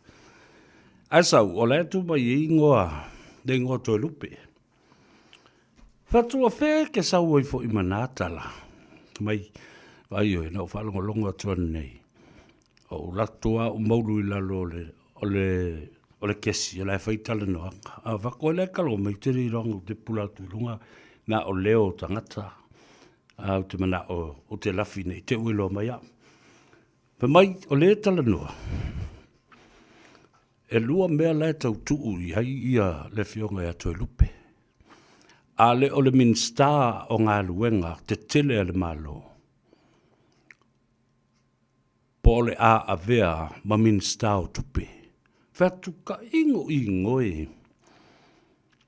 Ke o foi lo whaita tala whe mai o portfolios na e lua la o decide nei le teimile nei. Whe mai e te lo foi e se e le te se me o te sau moi. O te sau ma watu ia o e whasipepa. E ale lei. Te ala o whe mai a tau. E lua to finga la ua ma fau le committee. Ia ai ole li palemia manisi o fau tua fo le whapitoa i a teia. Wale no turia ni le vea. Ia e toi alu la. Alu e whalongolongo. A e whalongo tua whai i sau fau tuanga. Ta tau o na iai se matanga aluenga. E alu iai ia le fionga. I le tamama tua o le tātou vaenga whai po le malo. Wale tamama tua leo le malo. O le fionga ia tea to ala pe atu. Mai wale lei. Na wat. A le voto e sau malisi whaspepa lea e tusi mai fo le ngua whamai. A whai e se e ia le fionga. Ia toi lupe e avea ma min stao tupe. Ona se e lea o le fionga. Ia paunga te o matavui lei ataua tala lei paunga. E avea ma min sta o la fonga tupe maua tiute Lea sa iai ia le fionga. E le sui pare mia le malo tau ave le fionga ia tuala. Ia fatu ia mana ia lau matematika. Mele e leo se matemate. O fatu, la le si bena tu le si tuala fa sepa. Atu i fole le si tuala fa sepa. O la tu si mai ai male ngoa. O le sunga ia le filufi. Moe fa wo Julius Akui. Mana tua tasi le nekta mali i. Lawi loa i ona to mai fa tausi tusi. He is a certified public accountant. Fa tu o lale mele te sau mohi. Mai pe uma o se si minister leo. Fa kike sau ma me kau make me ke al ngat bolo. Ko kiki a fo inga e vai lo le ya fa talo fa tu junior fa so to loa. Watching you from Sydney, Australia. Alole, so from Ria. Ina ua mai el tato por kalamea na po. Ina ua o talanoa tu le print. Pei se ata fo lea fata oto se fale le a fau. E winga e le Samoa Export Authority. O lau emaili, telefoni, i le tō tele o le mamalu o le atunu. Sa la tō wala au mai, i le tā ua tele o le whata oto i dāntu o le mata upo o le toi whafangu ma la langa ai le este tausia Samoa. Ina ia whata ua ina, le anga iade o whai whatoanga, o le au ngausi o loa, o whai whaiwa, ai maise fo ia i la tau, e wa aia la fumanu ma vau matua. Whaatoanga uma, maos, ma meo o loa o loo ngausi. A ngā ile estet tausi. Samoa Export Authority. O i nā e pei cash atuai o tau, ia o tau uta ma containers ia lau mai. E le to e o, whai whaatoanga ma le au ngausi o loa. Ma le au whai whaiwa. E to e o mai i New Zealand ma o i Australia ma isi atunuu. E sua se maketi. O le tiute ma le matafa yoi le nā le malo. At the highest diplomacy level. Ale wingo le tala le nā. Tiute ma le matafa yoi le nā. Ale matanga luenga o mata upu whaavao malo. Foreign Affairs and Trade. La tau la le nā. Ofisa ta ule na ele fesota i mai i komisina o fe whata wa inga Samoa lea ua iai to tonu o New Zealand, Australia, Tutuila, whapea foi, Tutuila mamanua, whapea foi Amerika, ma Hawaii, maisi atunu o Europa. O i la taule na e tatau no e whaile mea le ngā ruenga leo, o le sa ili o maketi. Ma aila i le tā ua tele. Na saulau e-maili, ma le text mai se tasi o le au whai whaatoanga. Mai a sau, le tele le koko mo le tulanga whapenawa mai te loa sa vea. O masoe le nei. Au e whai le talo whalau o fionga i le tapau, pa i ainga me tapau. Ese le manei o le mele o whalongo atu nei iai. Mantua o lea a whai le la i le motele, a whai le la o le Samoa Export Authority i apia. Ua whai foi malona la i sa la whai. E o ane iai i le au whai whaatoanga. Fua le lato koko, popo, talo, matotongi ia ina.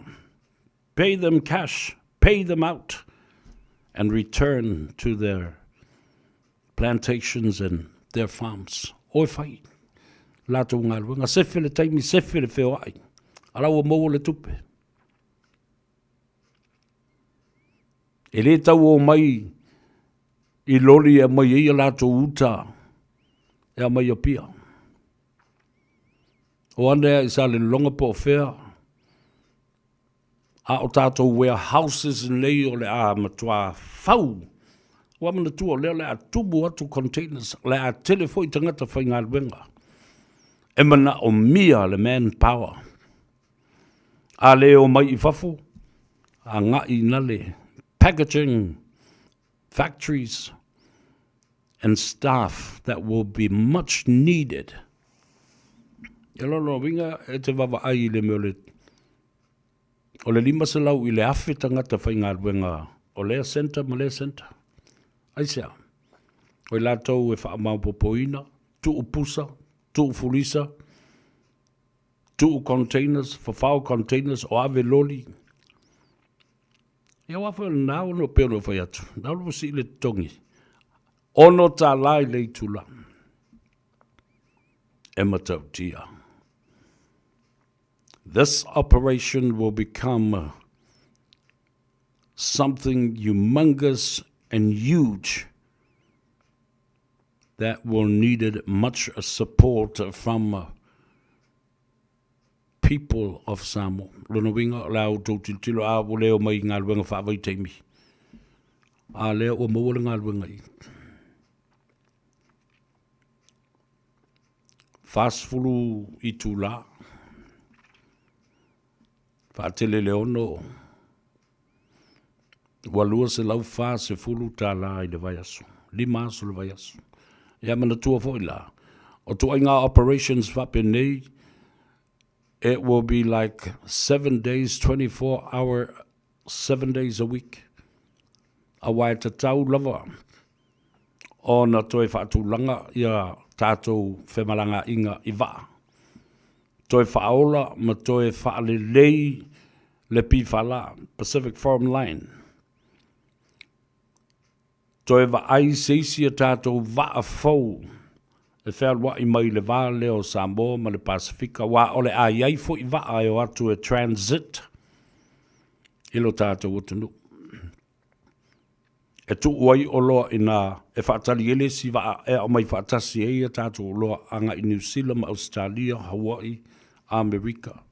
Anga I Japani ma le atu Asia ma le atu Europa. O lana winga.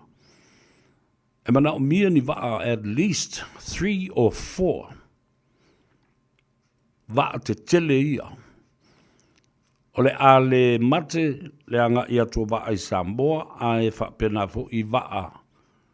E o ese mai Samoa ma au mai a tātou containers o loa a Samoa e avi nātu I atunu ui whafo. Ia, o se tala fia le nā tala. O le tala whaoso whaamautu ai le whaamoe mo le angai le lumanai. It's something exciting that we look forward to this kind of operation. O lona winga, o I nā loa la, o te tau wai o na tātou tui tilo. Ea le whainga malolo I ai nei. E le whaatino ina o seisi a tātou waf. O maua le taimi. O maua matupe whai ai. Ma tātou atunu o pāanga e mawhai no atu e whaatino le mea le nā. Nova I ono. Ia, alo lava whaftai le mafuta mai.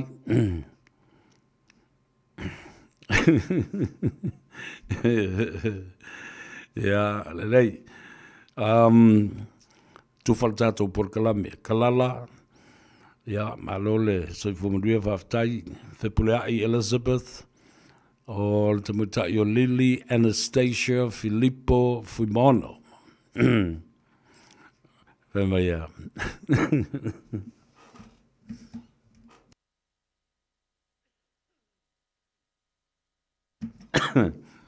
Ai se maria e o tua I le su o le whatautonga. E le fia whatalofa tu le pa ia lau. E le vili fo ia I e whaaftai. Ai pewe tātu fo I sana. Sana whaasida silanga I lunga o lana media ma le lato vanga ia le au whaasilau ia. Se whai e se lātou, se lātou ngā luenga le lei si toina. Ia. Awa, o te mire nei. Ua matua I ngu asakalia I langona ma me whai ale media le a papa stui. Vale mea nā la iona whai atu. Tau te o mo tau pipese mai o mai kako pingi o mai kako pingi kou kama I mosi ai fia pingi sisi a kou meo small potatoes. Ia, leo to e 8 minute tale tu live fa. Alofa mai le tuanga le lei. Ma vai lua tutusa sau tātou manuia. Ia manuia tele lava le sapati le asoa taiao le upfolfola. Mai ate utou le au whainga aluenga tatofi sa le vi. Ma lo utou taiao. A wale upo le tua. Ia nofo maola I fatu. Ma pa se ele le lei I langona o tangata. Ia, whapena fo I le tofa ia te utou le pa ia I ainga matapa au. Ia, ai le ngata fo I lea, le whautanga ia te utou o whawhale upolunga. Le usonga ia tu mua mpule ma la utou matafa ioi. Ia, anga le leile atua I la utou launga. Le fue ma le toto o le nā wale vana nofo Samoa. Ia, whapea fo I o na anga le lei nai tamam tina mātutua o le atunu. Tu asina sina.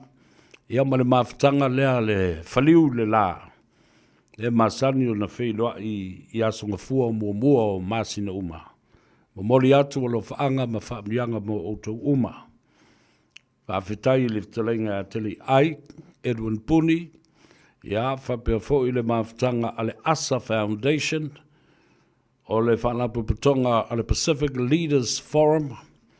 Ia, whapea fo I outou uma. O lo o wha mau popoina. Ia le vasenga ma le mawhtanga lea nai tamam tina mātua. Na manuia I le sei lea. Ia ma le toi whaafo I mai a le tātou sitseni New Zealand e pe ona ave e sea ai le tausanga. E awhiv se lau valus ful ma le lua. Aftai le tua I nā vanoa le lei, o toi whaafo I mai ai le saulitonga, ma mea tō tino a Samoa. E pei ona ua tātou ai aia I nei I le naha whaamurianga. Ia, alofangia fo I le tua. Ia le whanau I lātou au onga matau mwhainga o lo iai. Mai atu fo I le whau unga o nis. Ia, au nisi. Ia, ua whaatalitali I le whai unga o le tausanga. E tau walunga ai le tau mwhainga. Ia, au tau uma o wō mapaanga o uso, o tua whawhine, ia mapaanga le atou se vei lunga le tātou YouTube channel, ia whapea fo le tātou Facebook page, ia, nga leile tua. Manuia fo I le whai unga le nei vai aso. Nā tātou e sua le pese le atou se vea. E whaamanuia atuai I ate oe ma tātou. Tau mawai I le nei fo I awhiawhi.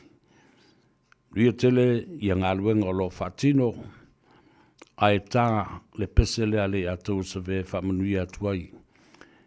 I tina matama I ta I malawa. La le lei o le atanu. Nanga le astama I ta I e. E la le lei uma. Tina matama I ta I o le atanu. Ria sapati ata e au. A mangalo se leo, le ia tau se vea leo lua iali I se yuli so alo, muritalo le nei, alofa tele mo oe, ia manduia le fiafi, o tala nā, e winga I o tātou tangata ma mamea na tutupu le nei vai asu. Those are the stories about our people and what happened this week. You take care of yourself and have a wonderful weekend. We'll see you next week. Soifua.